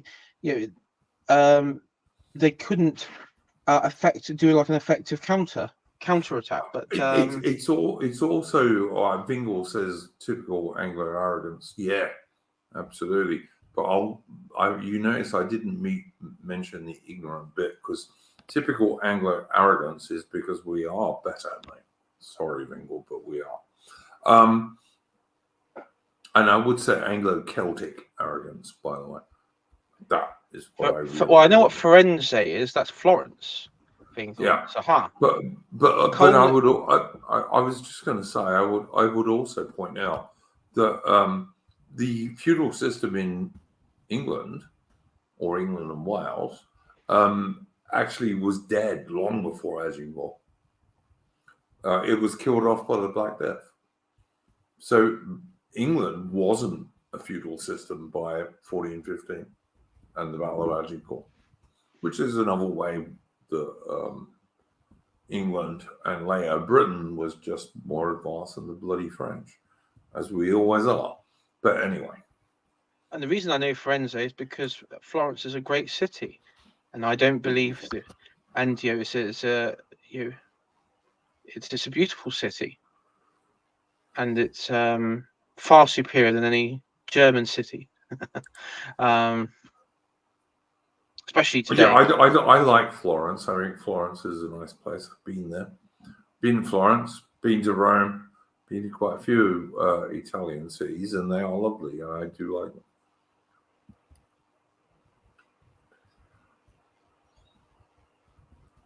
But yeah, I don't know. Mitch, you haven't said anything for a bit, mate. You got anything to add? Because we're going to wind this up in a minute. I'm going to have to head off now, Iron Duke. Thanks for having me on. Man, thank you very much for joining. And I hope all your relatives are good soon, mate. Oh, thank you, mate. Thank you. And I will see you all, I guess, next time. Yeah. You're always welcome, mate. Go on. Thank you. Good night. Mitch, anything to add before we close up? Not for me. I can't think of anything. No, I mean, I've said all I had about the War of 1812. Just the fact that I wish it was taught a lot more, because it's probably the war which I'll be most proud of as an Englishman, because we did so much damage to the Americans while being fairly handicapped. Fighting the French at the same time. Yeah, exactly. Yeah, it's not just that. I mean, the Brits did pretty well in that war. I have to say they did. well, it's not just that. I mean, like we burned down their capital because they burned down a few fishing villages or a few like just random villages in they Canada. burned down York, which was the regional capital, which I think is, as I said, I think it's quite a major Canadian city these days. But then it wasn't. It was a big town basically. Yeah, sure, but I mean, it's like, for example, you get the I mean, I can just imagine. Let's say if it's like, you know, if this was a Balkans thing. I mean, they'd never talk about it, but we never really talk about it. I mean, you know, I mean, the Balkans talk about doing that sort of thing all the damn time. You know, oh, you burn down the village, I'll burn down your capital. It's one that we don't talk about it and just go full on Balkans mode about it or something. Yeah, no, I don't disagree with that, mate. Yeah, the Anglo-American War of 1812, 1814, Brits came out of it pretty well. So did the Canadians, to be honest. The Americans didn't, but like the Americans always want to pretend they won all their wars, at least up until Vietnam, which is not really true. But anyway, there we go. And don't get me wrong, I've got many American mates. There are many good Americans. But their government today, I detest it at least as much as I detest Rishi Sunak's Indian banker government in England and Albanese's let's give the Australian Aboriginals total control over the Australian government, the voice thing. I hate all these people. I like the peoples of those nations. I don't like their governments in the least degree. Well, I mean, I can understand, let's say, people on our side hating the Americans. I mean, but then again, like, I can hate the Americans 1 minute, but then I'll watch, like, say, Full Metal Jacket, listen to R. Lee Ermey and just think, okay, those are the kind of Americans I actually quite like. Sort of military types. Yeah. Or, you know, the kind who don't have a filter on what they say. They're not going to throw a hissy fit because you use the M word to toughen up recruits. Because, for example. So. Oh, look, I can watch Old Glory Club sometimes, which is an American thing, and get a bit annoyed at them taking the piss out of the Brits. But that's all right. I'll just take the piss back out of them, basically. No, we burnt your capital. You never burnt London, boys. But anyway, yeah. So there we go. I was going to bring up, I'm not sure whether AA is right about Keith Woods and his ban the ADL thing. I'm not sure what to think about it. I'm not a big Keith Woods fan. I have to say I'm not. But I did repeat that ban the ADL thing on Twitter/X. So I don't know. Do you have an opinion on that, Mitch? Did post a bit early. I mean, you get Lauren Southern, he gets banned from the UK, and she's nowhere near as radical as Keith Woods. Very, very, very mild. Yes.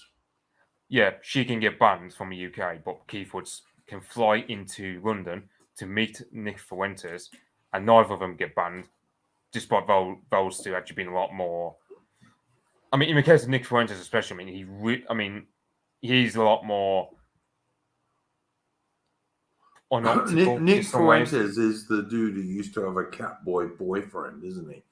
Who he went shopping with, which is a very male right-wing thing to do, isn't it?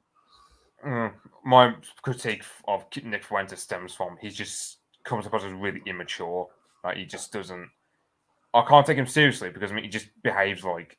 To be fair, the guy's only like a year older than me or something. So, yeah, but also Mitch Fuentes supported the Kanye West thing.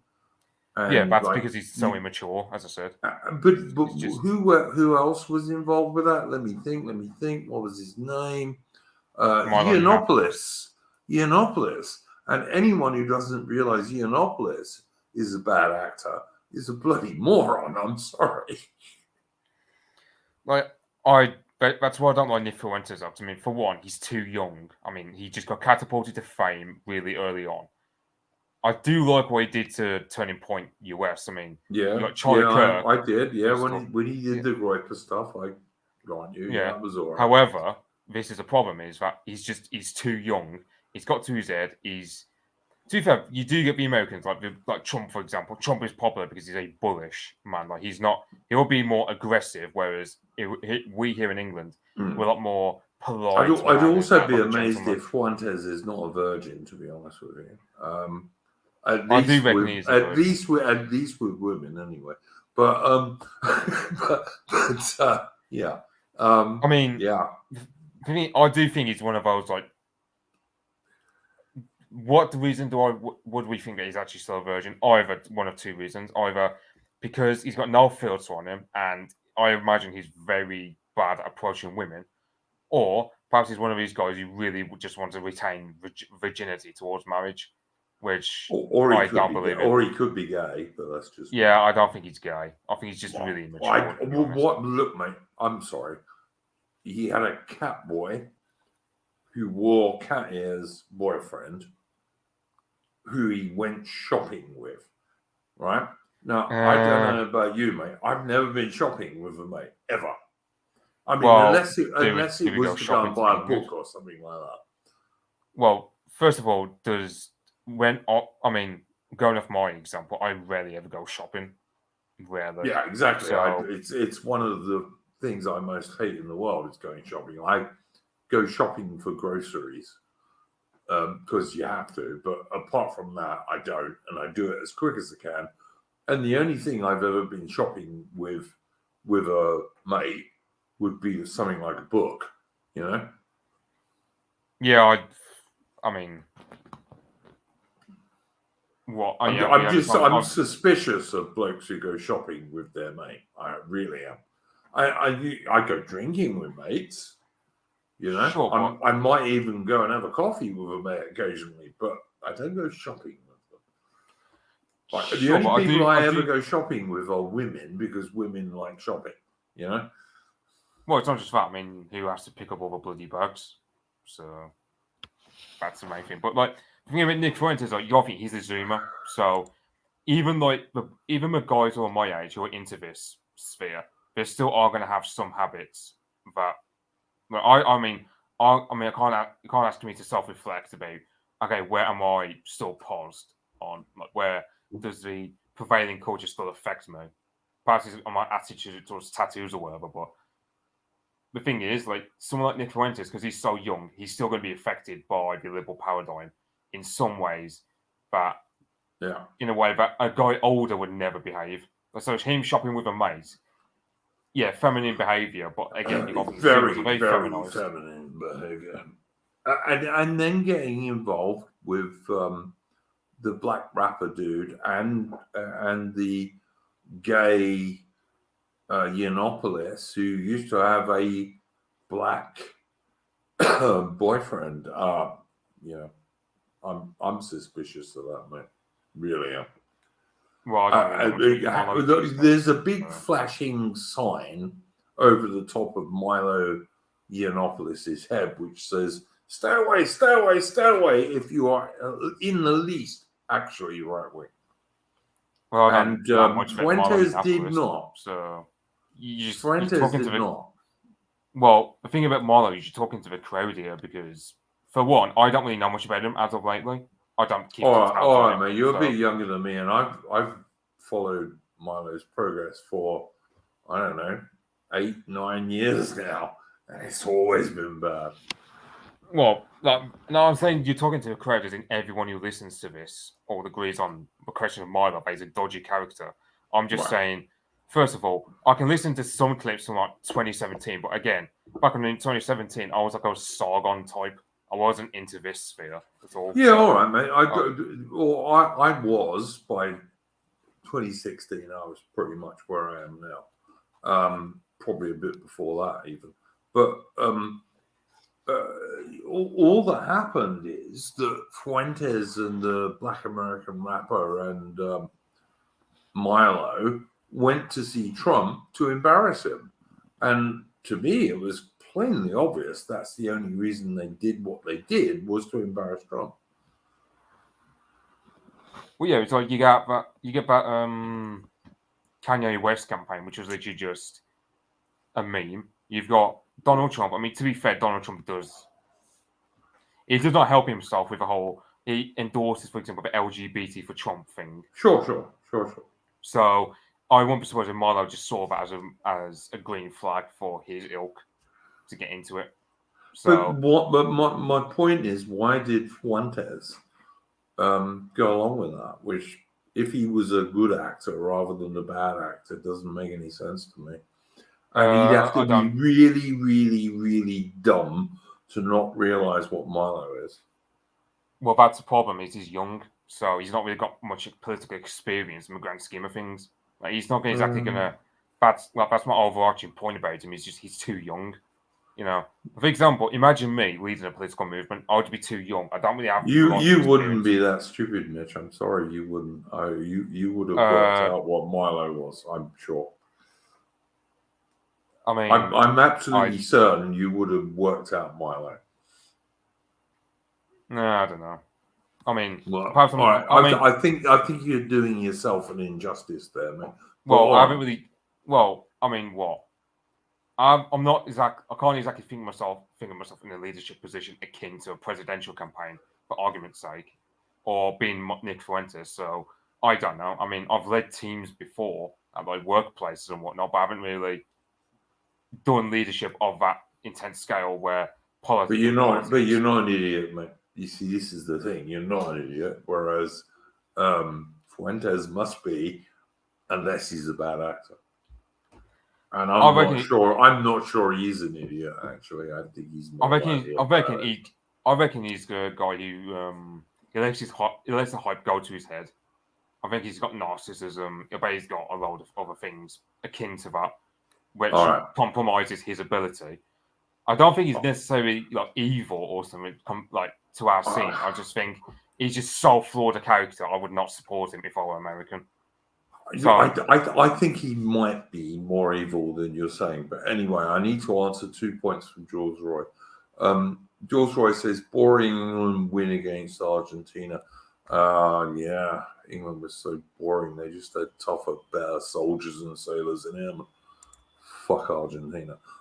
That's my only thought on that one, Jules Roy. And then he says, more sensibly, Milo publicly bragged about sucking black men's cocks, and he's a conservative leader. Exactly correct, Jules Roy. On that one, I'll agree with you. He did. And somehow he's a conservative leader. And I know for a fact that Mitch would never support someone like that, but there we go. Well, you'd either have to be Nick Fuentes. I mean, I do wonder at times. Do you reckon he's the kind of guy to lie to himself about a character like Milo? Or perhaps some instincts inside him tells him don't trust him. But because I think you're being too kind to him. I just do.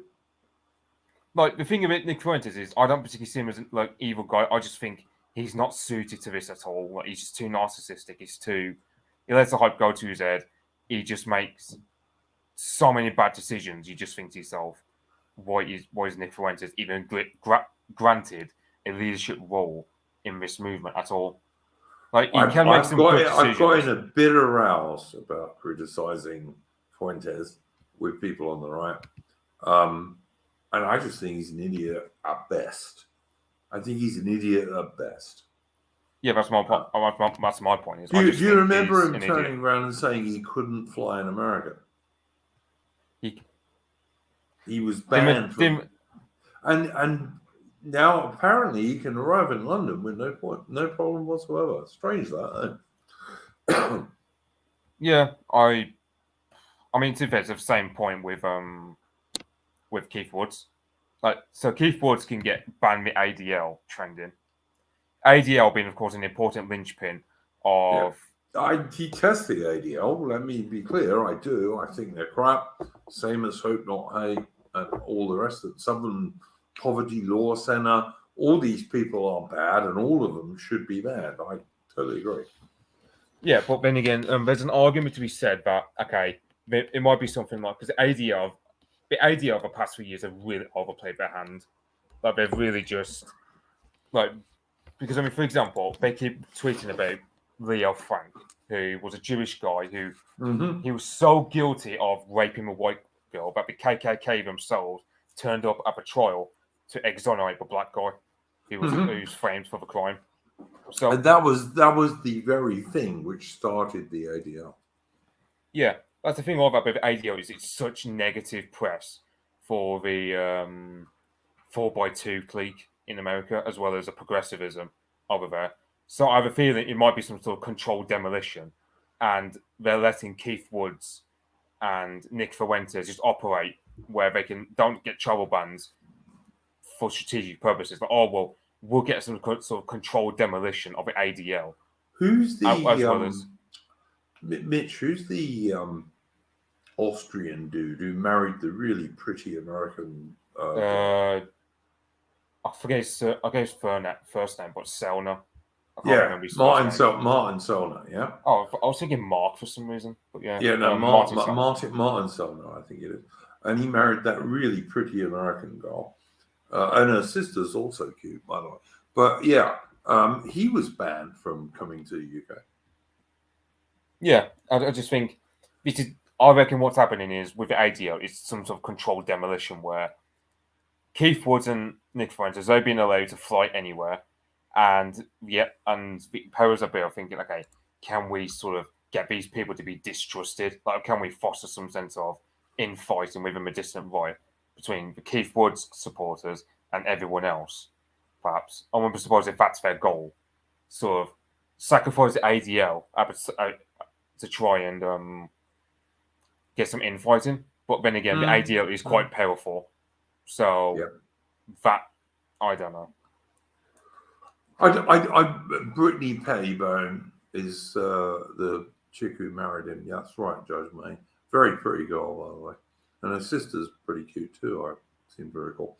But yeah, Martin Solner was banned from the UK, as you said, Mitch.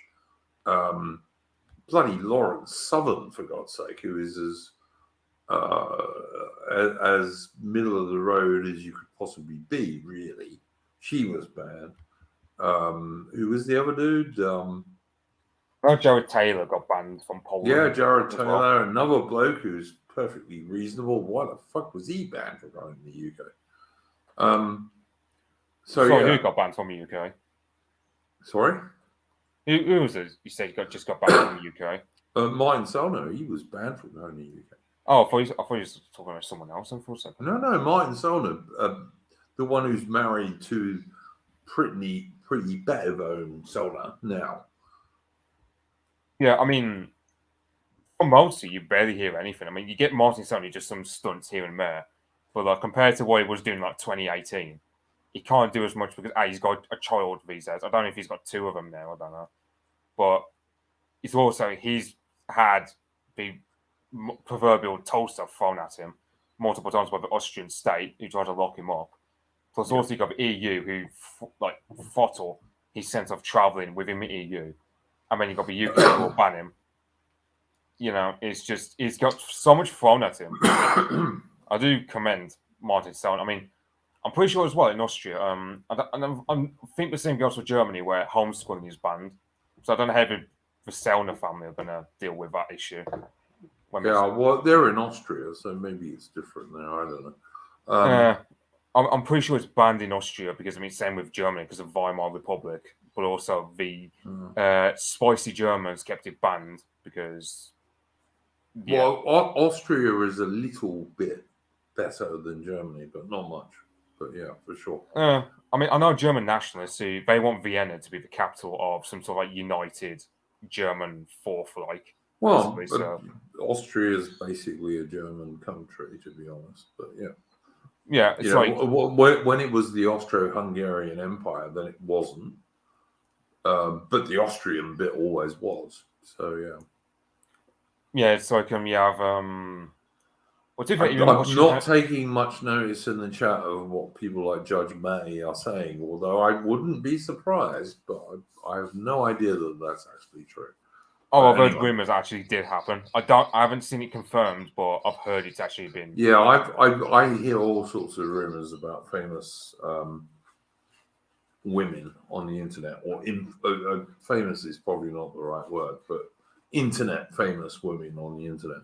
I mostly don't believe them, because one thing about the DR is we have all these basement dwelling, spotty faced teenagers who will say anything bad they possibly can about a woman on the right.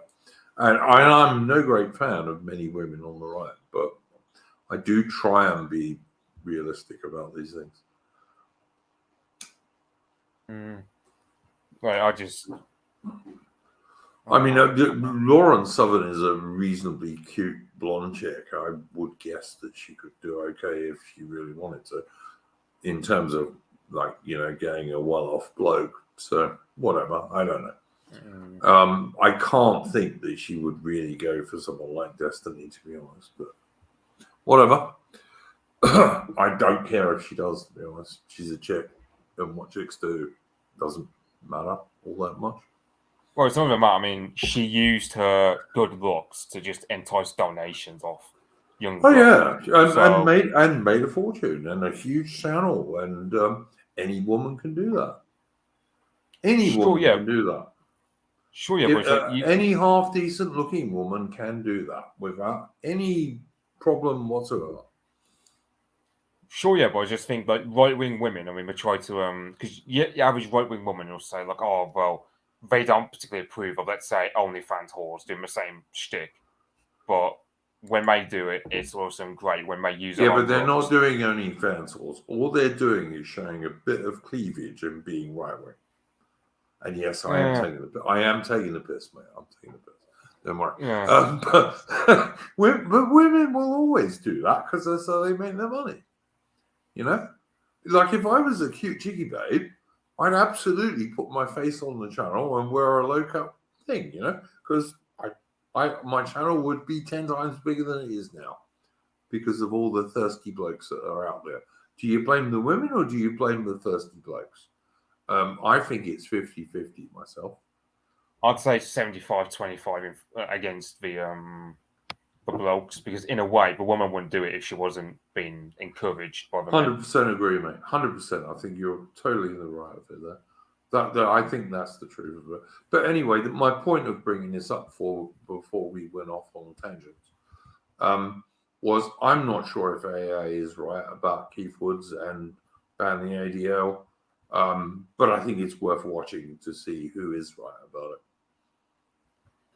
If ADL actually does get swiped, I won't be surprised if the elite actually planned for it to be controlled demolition. I don't think they'll just allow a big asset like I mean, a big asset like the ADL isn't just going to disappear like the wind. It's rather continue. Well, if they got banned off Twitter / X, that would be a pretty big deal, I'd say. But they haven't been yet, so let's see what happens.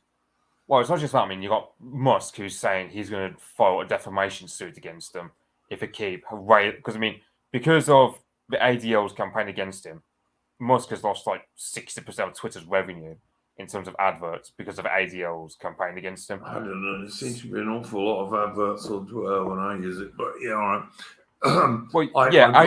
I spend half the time I'm on Twitter banning adverts because I don't want to see them.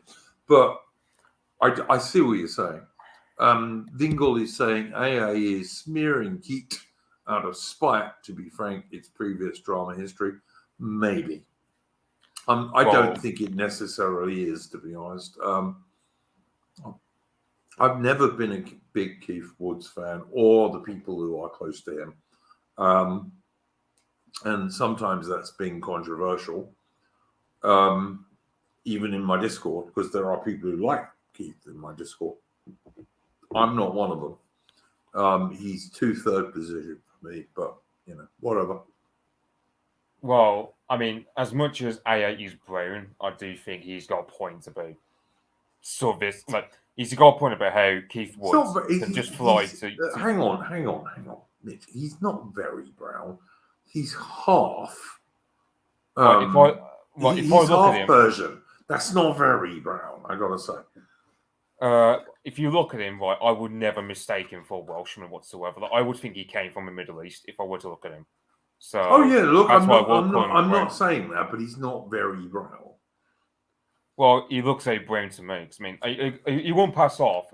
Like, for example, some people say that Colin Farrell is brown because he's slightly swarthy. Now, that's a sort of set of swarthy which you know, I'm not going to describe you as being un-British for being sort of Colin Farrell sort of swarthy or an Ian McShane, but AI is pretty brown. Like I would never think he was English or Welsh unless he No, were to tell I me don't look. he was off some stuff. I wouldn't think he was English or Welsh, but it's not because he's brown. It's more because of his features. But all right. Yeah, I mean, it's like what a mixed race baby of, let's say, half white, half black parentage. I would, unless that kid were to be more like, let's say they were some sort of, like, I don't know, really right wing Christian white nationalist sort of type, I would still think of them as black unless proved otherwise. But that's just me. Yeah, yeah. I mean, look, we were talking earlier on the stream about the UKIP dude. What's his name? Curtin. Yeah, I don't mind that guy, and he's plainly not white. But I don't mind him. I'd say he's whiter than he's black. To be honest, I'm not talking about. Yeah, no. Talking Look, about, in terms of his attitude, absolutely, I agree. But what I'm trying to say is, he doesn't look white, does he?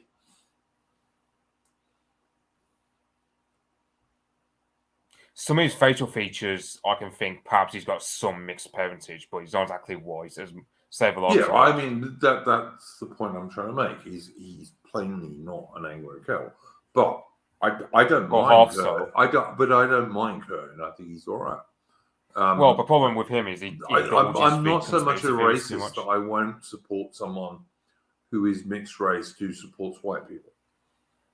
Well, the thing about Curtin is he indulges a conspiracy theorism too much. Like, there's some value to it, but you can't make it your core political messaging like Curtin does. I mean, you know, I can understand anti-COVID stuff. However, he really overplays that card too much at the expense of everything else. I'm not sure that he did, mate. I was very, very anti-China virus. I've never had a jab. And I think when they try and bring it back, and people like AA, for example, have said, oh, no, it's all over, they'll never do it. And yet we're seeing every week more evidence they're going to try and bring it back. I will be very surprised if they actually bring it back. So will I. Well, so will I. But I'm perfectly prepared to be quite surprised. Well, the problem is there's too much fatigue about that. Like, can you imagine them trying to bring in another lockdown? Most people would just... I can, most people will agree with that. I'm sorry. Don't agree with you, mate. Fatigue is a real thing. I mean, I'm cynical about people. To a certain degree, I'm more cynical about people than you at times. However, I just do think fatigue is a real thing. Like, they can't do the lockdowns on a regular basis because, yeah. But then again, you have more faith in people than me, mate, because I think if they bring lockdowns in again, I think less people will support it than did before. But I still think the majority of NPCs will support it. And most people are NPCs. Most people are NPCs, mate. Well, even an NPC can get fatigued. Well, that's my point. Like, yeah, but they won't do anything about it. That's my point. Yeah, they might not like it, but they'll still do it. I mean, I still see occasional people today where I live, admittedly, almost all women or old people wearing masks. I still see. I haven't seen a single person wearing a mask for weeks. I'm the only one. Where I am, I still see it. I still see odd people. Sonny Jim in the chat is saying he still sees odd people. Yeah, they're not many, and almost invariably they're either old or women, but you do still see a few. But anyway, we've been going on for almost 3.5 hours, and I reckon we've probably gone as far as we could go. Is there anything you would like to share, mate? Not for me now. All right. Well, thank you very much for joining us this evening. Hopefully, people in the chat have found this interesting. Let me just have a check and make sure we didn't get any super chats. We did not, so we don't have to worry about that. You can send us super chats, by the way, guys, on Entropy. I'm not going to try and monetize my channel on YouTube because it would be pointless. But you can send us ones on Entropy, but we don't have any. And so I am going to play us out with a tune.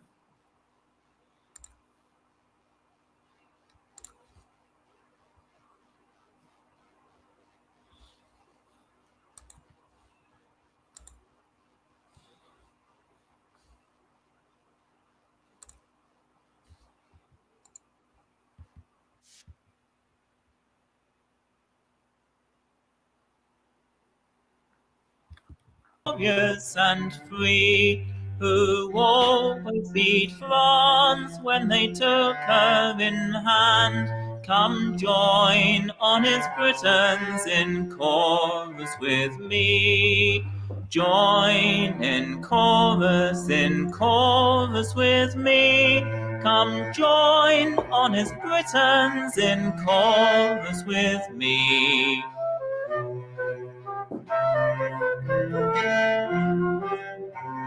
Let us sing our own treasures, old England's good cheer, the profits and pleasures of stout British beer. Your wine-tippling, dram-sipping fellows retreat, but your beer-drinking Britons can never be beat.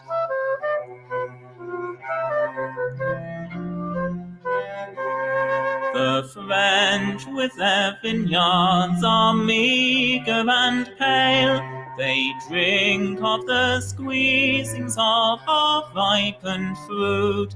But we who have hop grounds to mellow our ale, red, rosy and plump, and have freedom to boot.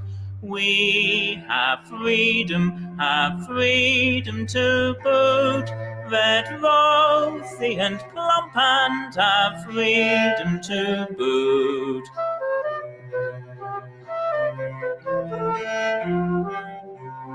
Should the French dare invade us, thus armed with our poles, we'll bang their bare ribs, make their lantern jaws ring. For your beef-eating Britons are valiant souls, who will shed their last drop for their country and king.